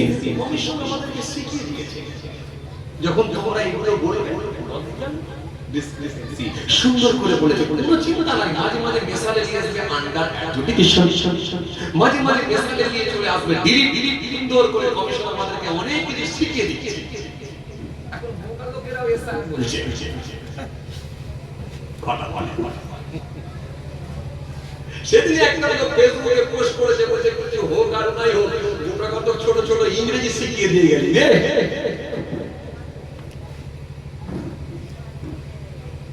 কথা কি বুঝতে পারছেন?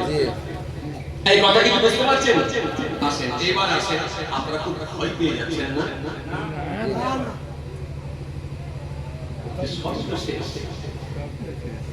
আসেন আসেন শোনেন, আল্লাহ দরবারে আল্লাহ যতটাই মানুষের উপরে আল্লাহ হিসাব বুঝে নেবেন, আবার ততটাই কিন্তু তার থেকে বেশি কিন্তু আল্লাহ দয়া করবেন বলে ওয়াদা দিয়েছেন। দয়াটা তো শোনাতে না, ঘাবড়াচ্ছেন কেন? কোরআন শরীফের মধ্যে 117 জায়গায় আল্লাহ শাস্তির কথা বলেছেন, 234 জায়গায় ক্ষমার কথা বলেছেন। 117 ইনটু 2 234, মানে আল্লাহ শাস্তি যা রেখেছেন, ক্ষমা কিন্তু তার বান্দাদের জন্য ডবল রেখেছেন। তা বলে এইগুলো শোনার পরে কি আবার ইচ্ছাকৃতভাবে যদি বলা হয় এই পোশাকটা চালিয়ে দেবো, 97,000 গরু কিনেছি 4 জায়গায় যাবে, ক্ষমা তো আল্লাহ করবে না। শোনার পরে কিন্তু আমাকে আপনাকে সিস্টেমেটিক হয়ে যেতে হবে, সিস্টেমেটিক চলতে হবে, পরিবর্তনের জায়গায় আসতে হবে, সিস্টেমেটিক চলতে হবে। আগে যা হয়েছিল আল্লাহর কাছে মাফ চেয়ে ক্ষমা চেয়ে ফিরে আসা। কেননা কিতাবের মধ্যে পাওয়া যায়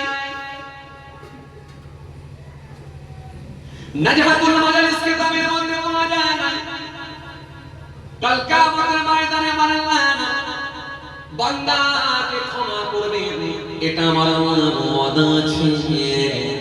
এজন্য পৃথিবীর জমিনে কোনো ব্যক্তি যদি মৃত্যুর 6 মাস আগে যদি আল্লাহর কাছে ক্ষমা চায়, আমার আল্লাহ ওয়াদা দিয়েছে তাকে আমি আল্লাহ মাফ করব, ক্ষমা করে দেব।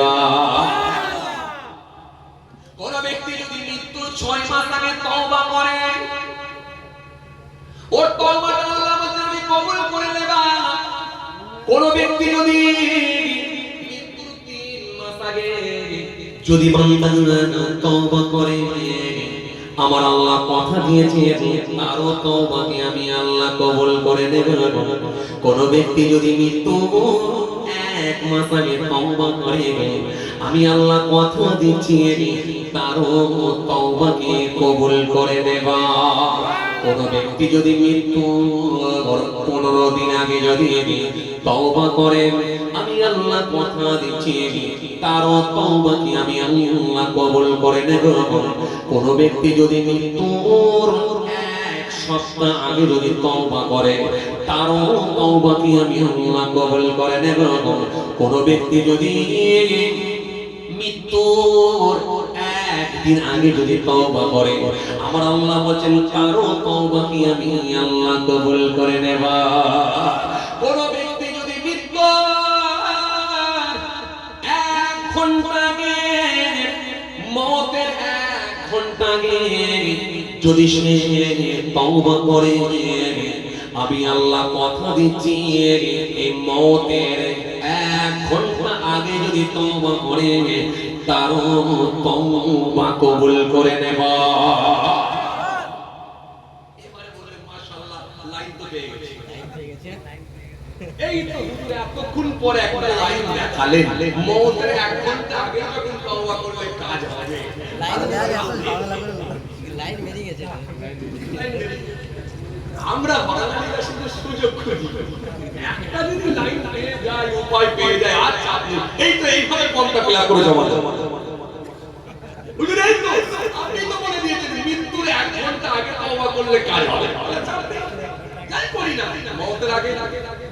আর যে এখন 25 বছর বয়স, 28 বছর বয়স, তাকে যদি বলা হয় না মাথা গরম না গো, এই ছেলে নামাজটা পড় না, হুজুরের মুখে শুনলেন না। মৃত্যুর 1 ঘন্টা আগেও তওবা করলে কাজ হবে বলেছে, বলে আর তো ভাবনা আর কি আছে।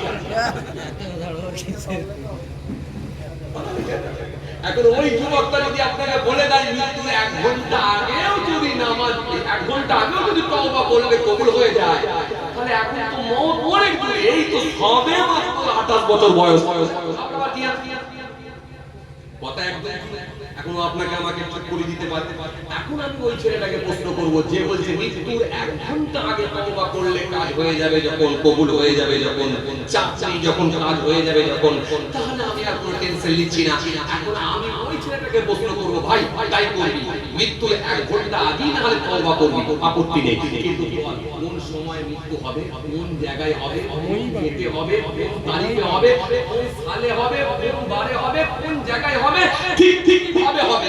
ওর ঠিকানাটা, অ্যাড্রেসটা, ফোন নম্বরটা এবার আমাকে তুই দিয়ে সব বলে দে, কোন জায়গায় হবে, কোন সালে হবে, কোন তারিখে হবে, কোন জায়গায় হবে, কোন বছরে হবে, কোন সময় হবে, কোন জায়গায় হবে, কি বারে হবে, একটু আমাকে বলে দাও ভাই, আমি জেনে নেব। আপনারা এখানে ভিতরে যারা আছে একটা বলে দাও। পারবে না, কেউ বলতে পারবে না। না, কেউ বলতে পারবে না। এই যে বললেন মওতের 1 ঘন্টা আগে তওবা করলে হয়ে যাবে কাজ, তাহলে মওতটা কবে হবে সেই তো জানেন না। হ্যাঁ, সময় পাবে। এই জন্য আল্লাহ কোরআনের মধ্যে বলে, শোনো বান্দা, কোরআন আমি বেঁধে দিয়েছি। এই জন্য আল্লাহ কোরআনের মধ্যে বললেন কুল্লু নাফসিন যায়িকাতুল মাউত। এই জন্য আল্লাহ সুন্দর করে বললেন আইনামা তাকুনু ইদরিকুমুল মাউত ওয়ালাউ কুনতুম ফি বুরুজিন মুশাইয়্যাদা। এই জন্য আমার আল্লাহ কোরআনের মধ্যে বললেন ইযা জাআ আজালুহুম লা ইস্তাখিরুনা সাআতান ওয়ালা ইস্তাগদিমুন। এজন্য আমার আল্লাহ কোরআনের মধ্যে বলেছে মিনহা খালাকনাকুম ওয়া ফিহা নুঈদুকুম ওয়া মিনহা নুখরিজুকুম তারাতান উখরা। এজন্য আমার আল্লাহ কোরআনের মধ্যে বলেছেন কাইফা তাকফুরুনা বিল্লাহি ওয়া কুনতুম আমওয়াতান ফাহইয়াকুম সুম্মা ইউমীতুকুম সুম্মা ইউহয়িকুম সুম্মা ইলাইহি তুরজাউন। ও গোলাম, তুই তো অনেক ছেলে মানুষ। ও গোলাম, তুই তো অনেক ছেলে মানুষ। বাবা আদম থেকে নিয়ে আজ পর্যন্ত আমি আল্লাহ কোটি কোটি কোটি কোটি মানুষকে মেরে দিয়েছি। কত রাজা, কত মহারাজা, কত পণ্ডিত, কত ব্যবসায়ী, কত আমির, কত ফকির, সকলকে কিন্তু শাসন করতে হয়েছে। কাউকে আমি আল্লাহ জানতে দিই না। একমাত্র আমার হাবিবের জন্য এই অফারটা ছিল। হাবিব ছাড়া কাউকে আমি আল্লাহ সুযোগ দিই না। আর তুই মৃত্যুর আগে 1 ঘন্টা আগে তওবা করে রেডি হয়ে যাবি, তোকে আমি জানাবো, এটাও কখনো হয় না। সুতরাং তার মানে আমি তোকে বোঝাতে চেয়েছি, ও বান্দা, মৃত্যু হবে আর তওবা করলেও কাজ হবে। তার মানে আজ রাতেও তোর মওত হতে পারে, তার মানে একটু পরেও হতে পারে, তার মানে কাল সকালেও হতে পারে, কাল বিকালেও হতে পারে। এজন্য তুই বুদ্ধিমান ব্যক্তি যদি হস, এখনই তওবা করে রেডি হয়ে যাবি। তুই যদি বুদ্ধিমান হস, এখনই তওবা করে রেডি হবি। আর এই জন্য আমি আল্লাহ বলছি মওতের আগে করলি কাজ হয়। তাহলে মওতের আগে রাতেও হতে পারে, একটু পরেও হতে পারে, বিকালেও হতে পারে, কাল সকালেও হতে পারে, একদিন পরেও হতে পারে। বাংলাদেশে ওই বোর্ডের উপরে যখন বাসটা উঠতে গিয়েছিল, মনে আছে আপনাদের ভাইরা খবর? হ্যাঁ, বাংলাদেশে পদ্মা নদীর উপরে যখন ওই আপনার কি বলে ওই বোটের উপরে বা ওই আপনার কি বলে ভেসেলের উপরে যখন বাসটা উঠতে গিয়েছিল, ওই বাসের একটা প্যাসেঞ্জারও কিন্তু জানতো না যে সোজা গিয়ে নদীতে পড়বে। একটা কেউ জানতো না। স্বামী তার বিবিকে বসিয়ে রেখেছে বাসেতে, বড় ছেলেকে নিয়ে হাত ধরে নেমেছে, ছোট ছেলেকে আর তার বিবিকে বাসে বসিয়ে রেখেছে। তোমরা বসে থাকো, আমি একটু পানির বোতল আর খাবারের টুকরি নিয়ে আসছি, এসে বাসে উঠবো। কিন্তু ওই স্বামীর সঙ্গে আর বিবির দেখা হলো না, খাবার আর পৌঁছাতে হলো না। বড় ছেলে আর বাপ তার বোর্ডের উপরে নিচে নেমে রয়ে গেল। ওই বাসেতে তার স্ত্রী আর ছোট ছেলে ওই পানিতে গিয়ে মৃত্যুবরণ করলো। এক জায়গা থেকে আরেক জায়গায় যাচ্ছে, কেউ শ্বশুর বাড়ি থেকে নিজের বাড়ি, কেউ নিজের বাড়ি থেকে শ্বশুর বাড়ি, কাজের জায়গা থেকে নিজের বাড়ি, কেউ নিজের বাড়ি থেকে কাজের জায়গায়, যে যার জায়গায় যাচ্ছিল। সেজে গুজে হাত মোজা নেচে গুজে, হাতে প্যান্ট, হাতে ঘড়ি পরে, পায়ে বুট পরে, গায়ে শার্ট পরে, কত রকমের পোশাক সুন্দর পরিধান করে, কেউ কিন্তু জানতো না যে ওই পানিতে গিয়ে ডুবে মারা যাবো। আমার রব বলছে কুল্লু নাফসিন যায়িকাতুল মউত, প্রত্যেক প্রাণী মাত্রই মৃত্যু সাধন করবে। এরপর আমার রব বললেন আইনামা তাকুনু ইদরিকুমুল মাউত ওয়ালাউ কুনতুম ফি বুরুজিন মুশাইয়্যিদা। মৃত্যুর ভয়তে যেখানে পরণ করিস না কেন, আমি আল্লাহ বলছি লোহার সন্দুকের মধ্যে গিয়ে আত্মগোপন করলে আমার কাছে ফিরে আসতে হবে। আমার রব বলছেন ইযা জাআজালুকুম লা ইস্তাখিরুনা সাআতাও ওয়ালা ইস্তাকদিমুন। মৃত্যুর সময় নির্ধারণ করে দেওয়া হয়েছে, 1 মিনিট আগেও হবে না, 1 মিনিট পরেও হবে না। তোকে পদ্মা নদীতে আমি ডুবিয়ে মারবো, এখানে আমি লিখে রেখেছি। তোকে পৃথিবীর কোনো মানুষ বাঁচাতে পারবে না, পারবে না, পারবে না। এটাই হলো মৃত্যু, এটাই হলো মৃত্যু, এটাই হলো মৃত্যু। তুই যদি বুদ্ধিমান ব্যক্তি হস, মওতকে কাছে মনে করে আর ওই মৃত্যুর একদিন আগে, 1 ঘন্টা আগে, 2 ঘন্টা আগে, 1 সপ্তাহ আগেও যদি তওবা করে আমার কাছে ফিরে আসতে পারিস, আমি আল্লাহ কথা দিচ্ছি তোর জীবনের গুনাহগুলোকে মাফ করে দিতে পারি। কথা কিছু বুঝতে পারছেন? কষ্ট হচ্ছে আপনাদের? জোরে বলে কষ্ট হচ্ছে? ওই লোকগুলো যদি জানতো পদ্মা নদীতে ডুবে মারা যাবে, একটা কেউ যেত না। দীঘায় শুটিং করতে যাবো। এর ভেতর থেকে আমার একটুখানি বলতে ভাই মনে পড়ে গেল, হায় রে হায় মায়ের জান। সোশ্যাল মিডিয়ায় দেখে আমি হতভম্ব হয়ে গেলাম। পৃথিবীর জমিনে মায়ের জায়গা কেউ কভার করতে পারে না। ওই পানির ভেতর থেকে একটা 8 বছরের ছেলে বেঁচেছে, উঠে এসেছে। ওই ছেলেটা বোনের উপরে উঠে কাঁদতে লেগেছে। আহারে, আমার মা আমাকে জানালা দিয়ে ধাক্কা মেরে ঠেলে বের করে দিয়েছে। মা ইচ্ছা করলে ওই সময় ছেলেকে না ঠেলে দিয়ে হয়তো জানালা দিয়ে নিজে বেরোবার চেষ্টা নিতে পারত, কিন্তু মা চিন্তা করে দেখলো হাতে সময় কম, মাত্র কয়েক মিনিট এখনই বাসটা ডুববে, অন্তত আমার সন্তানটা বাঁচুক। আমার সন্তানটা যদি জানালা দিয়ে বেরিয়ে গিয়ে পানিতে উঠতে পারে, আমি মা কবরে চলে যাব, মারা যাব, কিন্তু আমার ওই সন্তানটা আমার জন্য একদিন কাঁদবে, চোখের পানি ছেড়ে আল্লাহ তার বলে দোয়া চাইবে। ওই মেয়েটা আমার সন্তানটা আমার জন্য অপারেশন করবে, কাঁদবে। আমি মা এই সন্তানকে অন্তত জানালা দিয়ে ঠেলে দিয়ে ওই মৃত্যুর সময়ে মা কিন্তু নিজের জীবনকে ভুলে গিয়ে তার সন্তানের কথা মনে করে সন্তানকে জানালা দিয়ে ঠেলে বাইরে করে দিয়েছিল। সে 8 বছরের সন্তানটা বেঁচেছিল।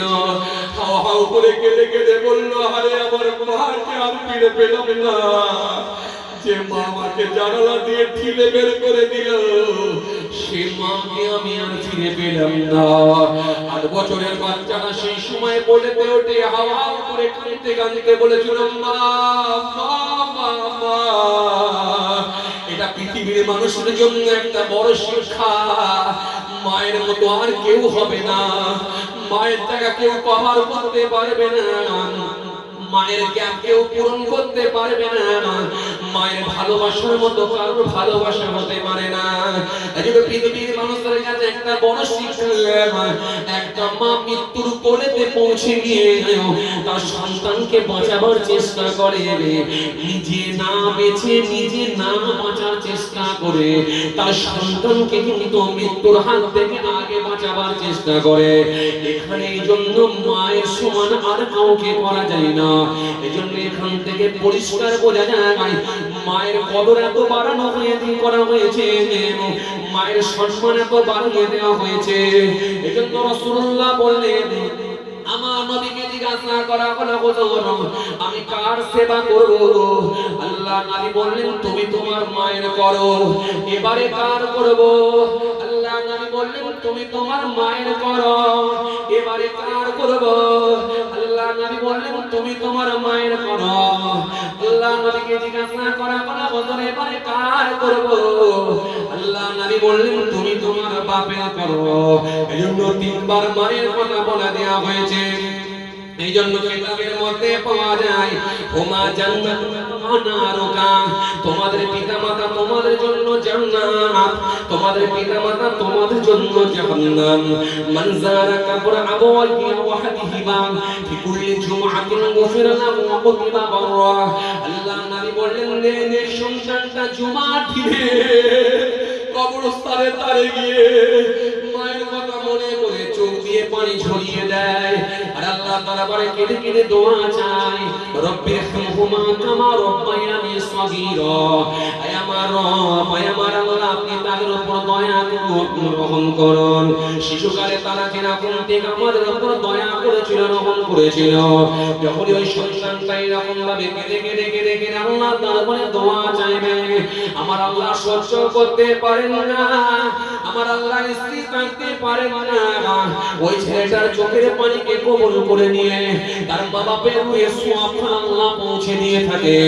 আর ওই ছেলেটাকে আমার আল্লাহ কবুল করে নিয়ে নেক বান্দাদের মধ্যে শামিল করে নেয়। কথা কিছু বুঝতে পারছেন? জি। মা, মায়ের নিয়ে আমি একটা ক্যাসেটে ওয়াচ করেছি, আপনারা জানেন, হয়তো অনেকে শুনেছেন, শুনলে বুঝতে পারবেন। মা, শুধু মায়ের গুরুত্ব, মায়ের আল্লাহ যে মাকে এত বেশি আল্লাহ প্রাধান্য দিতে বলেছেন কেন, নবী প্রাধান্য দিতে বলেছেন কেন, সে বিষয়ে আমি ডিটেইলস আলোচনা করেছি পূর্বের ক্যাসেটে। আপনারা শুনলে বুঝতে পারবেন যে মায়ের প্রতি একটা সন্তানের উপরে তার মায়ের ভালোবাসা থাকে কতটা।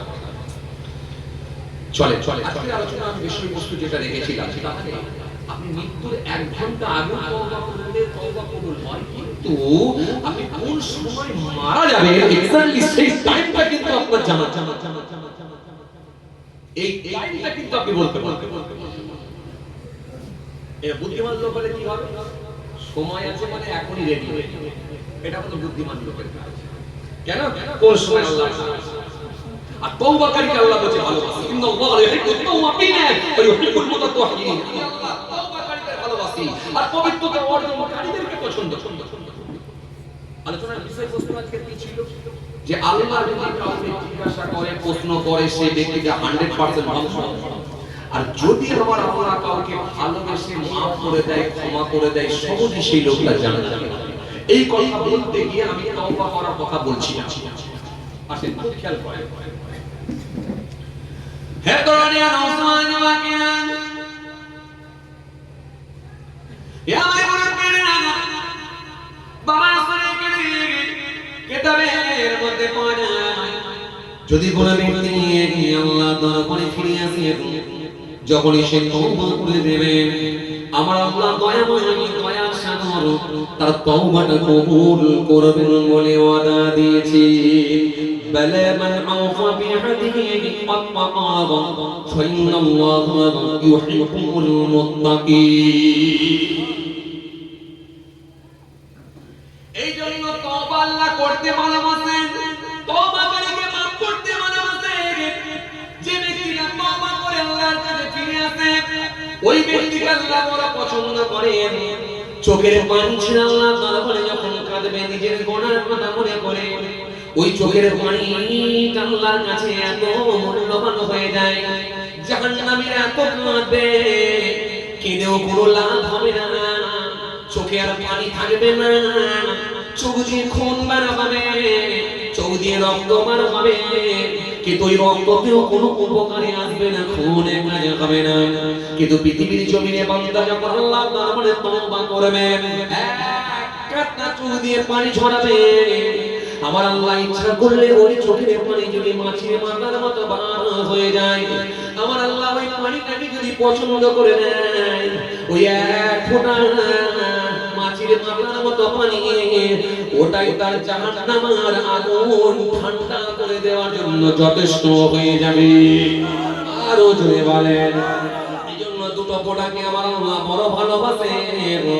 একটা হলো বান্দার চোখের পানির ফোঁটা, আর একটা হলো বান্দার চোখের পানির ফোঁটা, আর একটা হলো শহীদের রক্তের ফোঁটা। শহীদরা যখন নিজের শরীর দিয়ে রক্ত ঝরিয়ে দেবে, তাদের নিয়তটা যদি ঠিক থাকে, তাদের ইখলাস যদি ঠিক থাকে, তাদেরকে আমার আল্লাহ এত সম্মান দেয়, এত সম্মানিত করবে। জান্নাতের ভেতরে একটা বালাখানা থাকবে, জান্নাতে একটা অট্টালিকা আল্লাহ বানিয়ে দেবে, এই অট্টালিকার ভেতরে একমাত্র শহীদদের থাকার সুযোগ আল্লাহ করে দেবেন। সেই অট্টালিকার ভেতরে আমার রাসূলুল্লাহ নিজে গিয়েছিলেন, ঘুরে ঘুরে ঘুরে ঘুরে দেখেছেন ওই অট্টালিকার ভেতরে বৃদ্ধ মানুষরা আছে আর যুবকরা আছে, যারা আল্লাহর জন্য জীবন দিয়েছে এবং শহীদ হয়ে গিয়েছে, ওই অট্টালিকার ভেতরে তাদের সুযোগ আল্লাহ করে দিয়েছেন। এই জন্য শহীদদের রক্তের ফোঁটা আর বান্দার চোখের পানির ফোঁটা, এই দুটো ফোঁটাকে আমার আল্লাহ বড় ভালোবাসেন। এই জন্য মওতের আগে 1 ঘন্টা আগেও মাফ চাইলে কবুল হয়ে যায়। তবে মনে রাখবেন দুটো সময় আমার আল্লাহ তওবা কবুল করবেন না। একটা হলো ঠিক যখন জাহান্নামের কষ্ট শুরু হয়ে যাবে, আজরাইল ফেরেশতা যখন তার জানখানা বের করবে, ওই সময় যখন ঘর ঘরে শব্দ শুরু হয়ে যায়, ওই বান্দাটা যখন মৃত্যুর কোলে ঢলে পড়ে, ওই বান্দা যখন মৃত্যু মুখে পতিত হয়ে যায়, ওই সময় যদি সে তওবা করার চেষ্টা করে আর তওবাটা কবুল হয় না। আর একটা সময় তওবা কবুল হবে না, ঠিক কিয়ামতের পূর্বে হাসরের ময়দানের আগে কিয়ামতের আগে, কিয়ামতের পূর্বে যখন পশ্চিম দিক থেকে সূর্য উদিত হবে, ওই সময় যখন আমার আল্লাহ পশ্চিম দিক থেকে সূর্য তুলে দেবেন, ওই সময় যারা হায়াতে থাকবে ওই মানুষগুলো যদি তবে আর তওবা করে, ওদের তওবাটা আল্লাহ দরবারে আর কবুল হবে না, হবে না, হবে না, হবে না। এছাড়া যতক্ষণ বান্দা বেঁচে আছে, মৃত্যুর আগে যদি তওবা করে নেয়, আমার আল্লাহ কথা দিয়েছেন তওবাকে আমি আল্লাহ কবুল করে নেব।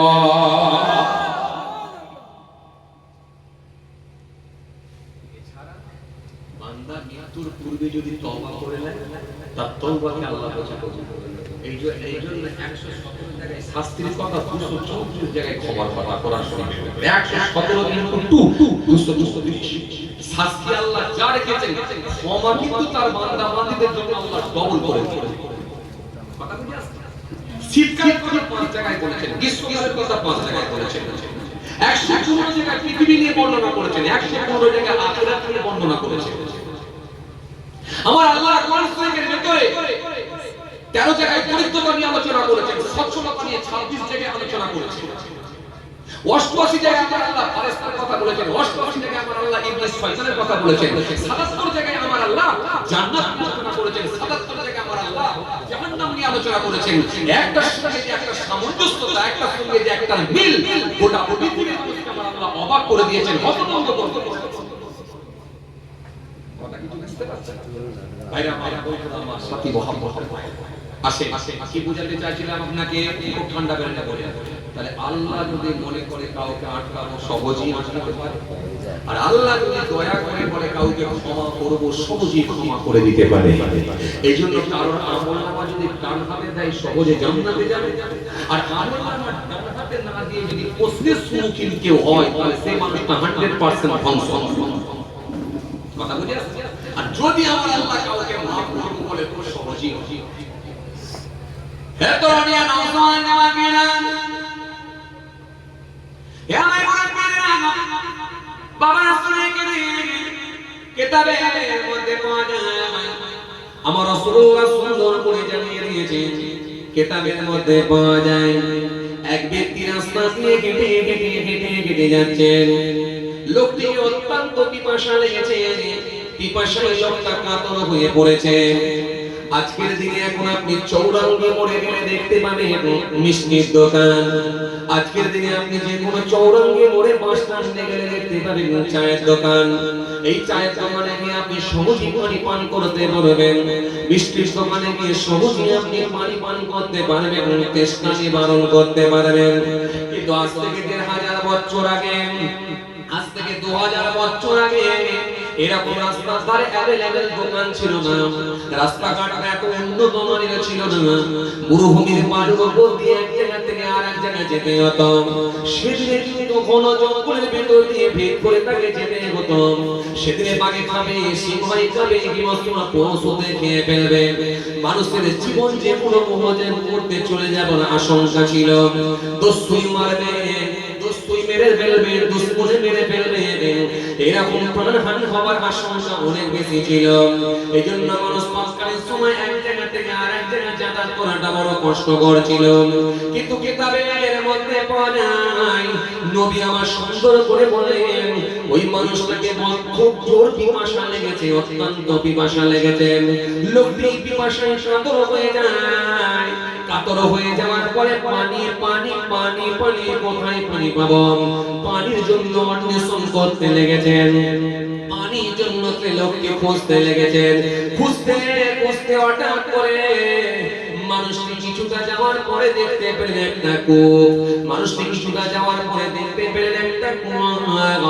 ওই কুয়াটার সামনে গিয়ে লোকটি দাঁড়িয়ে গেলেন, দাঁড়িয়ে যাওয়ার পরে তার ব্যাগের ভিতর থেকে পড়লেন, ভেতর থেকে একটা পাত্র বের করলেন, বের করে কূপের মধ্যে দিয়ে কূপ থেকে পানি তুললেন, পানি তুলে মানুষটি পানি খেয়ে দিলেন, পানি খেয়ে তার পিপাসা নিবারণ করলেন, তেষ্টা নিবারণ করে দিলেন, তেষ্টা নিবারণ করলেন, জানটা ঠান্ডা ঠান্ডা হয়ে গেল। হঠাৎ করে দেখা যায় কোথায় একটা কুকুর ছিল এবং ওই কুকুরটি কূপের সামনে এসে কুকুরটাও হাঁপাতে শুরু করলো। কুকুরটা যখন কূপের দিকে তাকিয়ে আছে, তার জিভটা বেরিয়ে গেছে, কুকুরটা হাঁপাচ্ছে। কুকুরটা যখন হাঁপাতে শুরু করেছে, তার জিভটা বেরিয়ে গেছে, কুকুরটি হাঁপাতে লেগেছে। ওই মানুষটি বুঝতে পেরে গেলেন একটু আগে যেমন পানির পিপাসা আমাকে লেগেছিল, এখন এই কুকুরটাকে ঠিক পানির পিপাসা লেগেছে আমারই মতো। মানুষটি বুঝতে পেরে গেলেন একটু আগে যেমন পানির পিপাসা টেস্টটা আমাকে লেগেছিল, কুকুরটাকেও পিপাসা লেগেছে। তার মানে টেস্টে তারও কলিজা ফেটে যাচ্ছে। যতই হোক, হাজার হলো কুকুর হলেও কিন্তু তারও তো প্রাণ আছে, সেও তো একটা প্রাণী, জানোয়ার, তার তো কুকুর, তারও তো পিপাসা লাগতেই পারে। লোকটি আর দেরি না করে ওই কূপের ভেতর থেকে পাত্রখানা ফেলে পানি তুলি।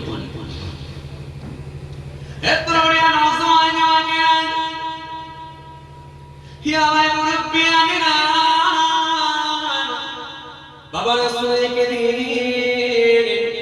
জেনে রেখে দিন না, ওই মানুষটা থাকতে না পেরে কূপের ভেতর থেকে ওই কূপের মধ্যে পাত্রখানা ফেললেন। পাত্রখানা ফেলার পরে পানি তুললেন, পানি তুলে নিয়ে কুকুরটার মুখের মধ্যে দিতে লাগলেন। ওই কুকুরটার মুখটা একটু ওপর দিকে তুলে ধরলেন, ওপর দিকে তুলে ধরে কুকুরের মুখের মধ্যে পানি দিতে লাগলেন। যত সামান্য পানি কুকুরের পেটের মধ্যে প্রবেশ করলাম, ওই কুকুরের পেটটা যখন নিবারণ হলো, পিপাসা যখন নিবারণ হয়ে গেল, মুহূর্তের মধ্যে দেখা যায় ওই কুকুরটা দৌড়ে ছুটে এসে তার মতো চলে গেল। আর ওই মানুষটি আর থাকতে না পেরে ওই পাত্রখানা নিয়ে সেলার ব্যাগের মধ্যে পুটলির মধ্যে ভরে নিয়ে নিজের গন্তব্যস্থলের দিকে চলে গেল। কিতাবের মধ্যে পাওয়া যায় আল্লাহ নবী সুন্দর করে বললেন, আমার নবী সুন্দর করে জানিয়ে দিলেন, ওই ব্যক্তিটা খালি নিয়েতে খুলসিয়াতের সঙ্গে ওই কুকুরটাকে পানি পান করানোর জন্য আমার আল্লাহ এত খুশি হয়ে গেলেন, এত রাজি হয়ে গেলেন, তার জীবনের গুনাহগুলোকে আমার আল্লাহ সব করে দিয়ে জান্নাতি করে দিলেন। আরো জোরে বলেন, আরো জোরে বলেন। খালি সামান্য কুকুরকে পানি পান করিয়ে জীবনের গুনাহ মাফ আল্লাহ করে দিয়েছেন। খালি তার ভেতরে খুলসিয়াত নিয়ে ঠিক ছিল।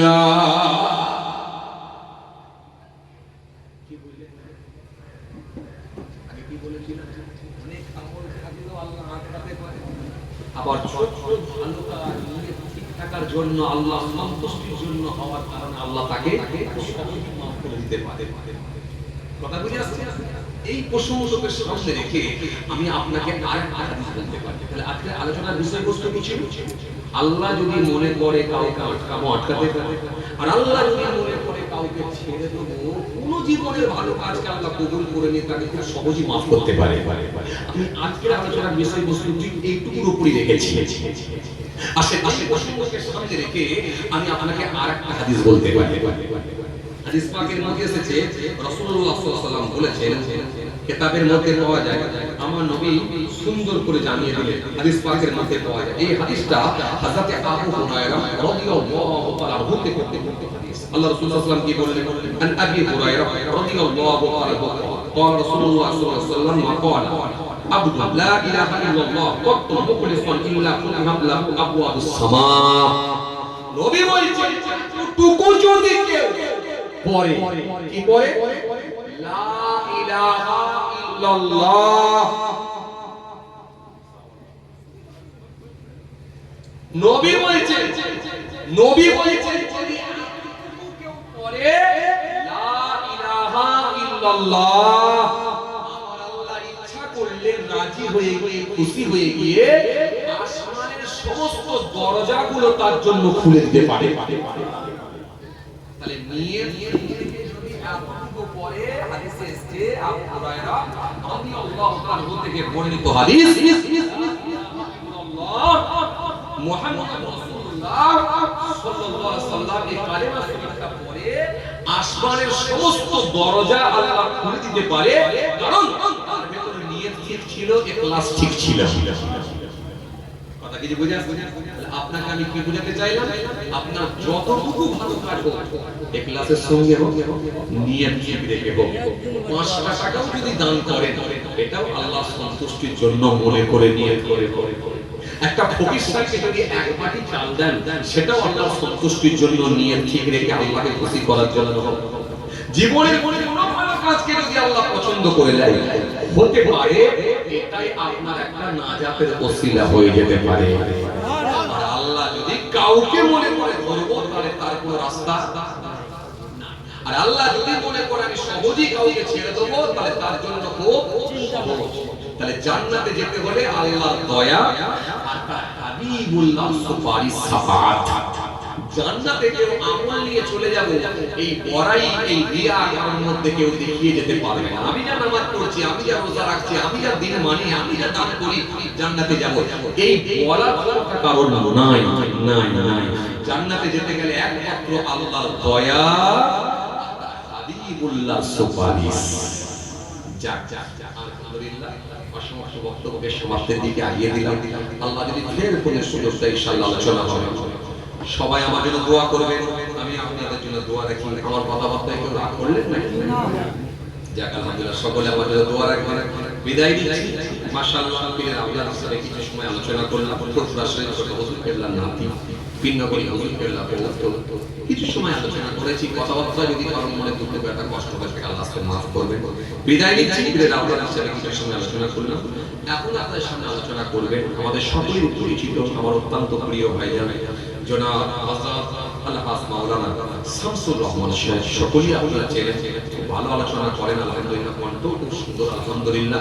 হলদি চকে বাড়ি, সবাই আপনারা চেনেন, আপনাদের এলাকার মানুষ আলহামদুলিল্লাহ।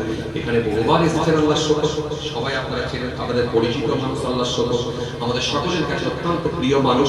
মাশাআল্লাহ আপনাদের সামনে আলোচনা করবেন।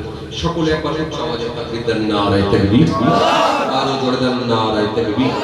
সিলসিলা মুজাদ্দিদ জামাত দাদা পীরের হক সিলসিলা উলামা হযরতগণ, নারায়ে তাকবীর। মুহাম্মদের সালাম দি বিদায়, সকলকে সালাম দি আসসালামু আলাইকুম।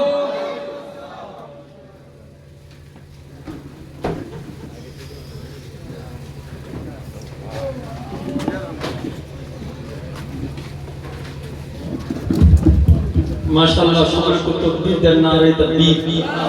সকলে আদবে একটু দাঁড়িয়ে যান, নারে তাকবীর, আরো জোরে নারে তাকবীর। সিলসিলায়ে হক মুজাদ্দিদুজ জামান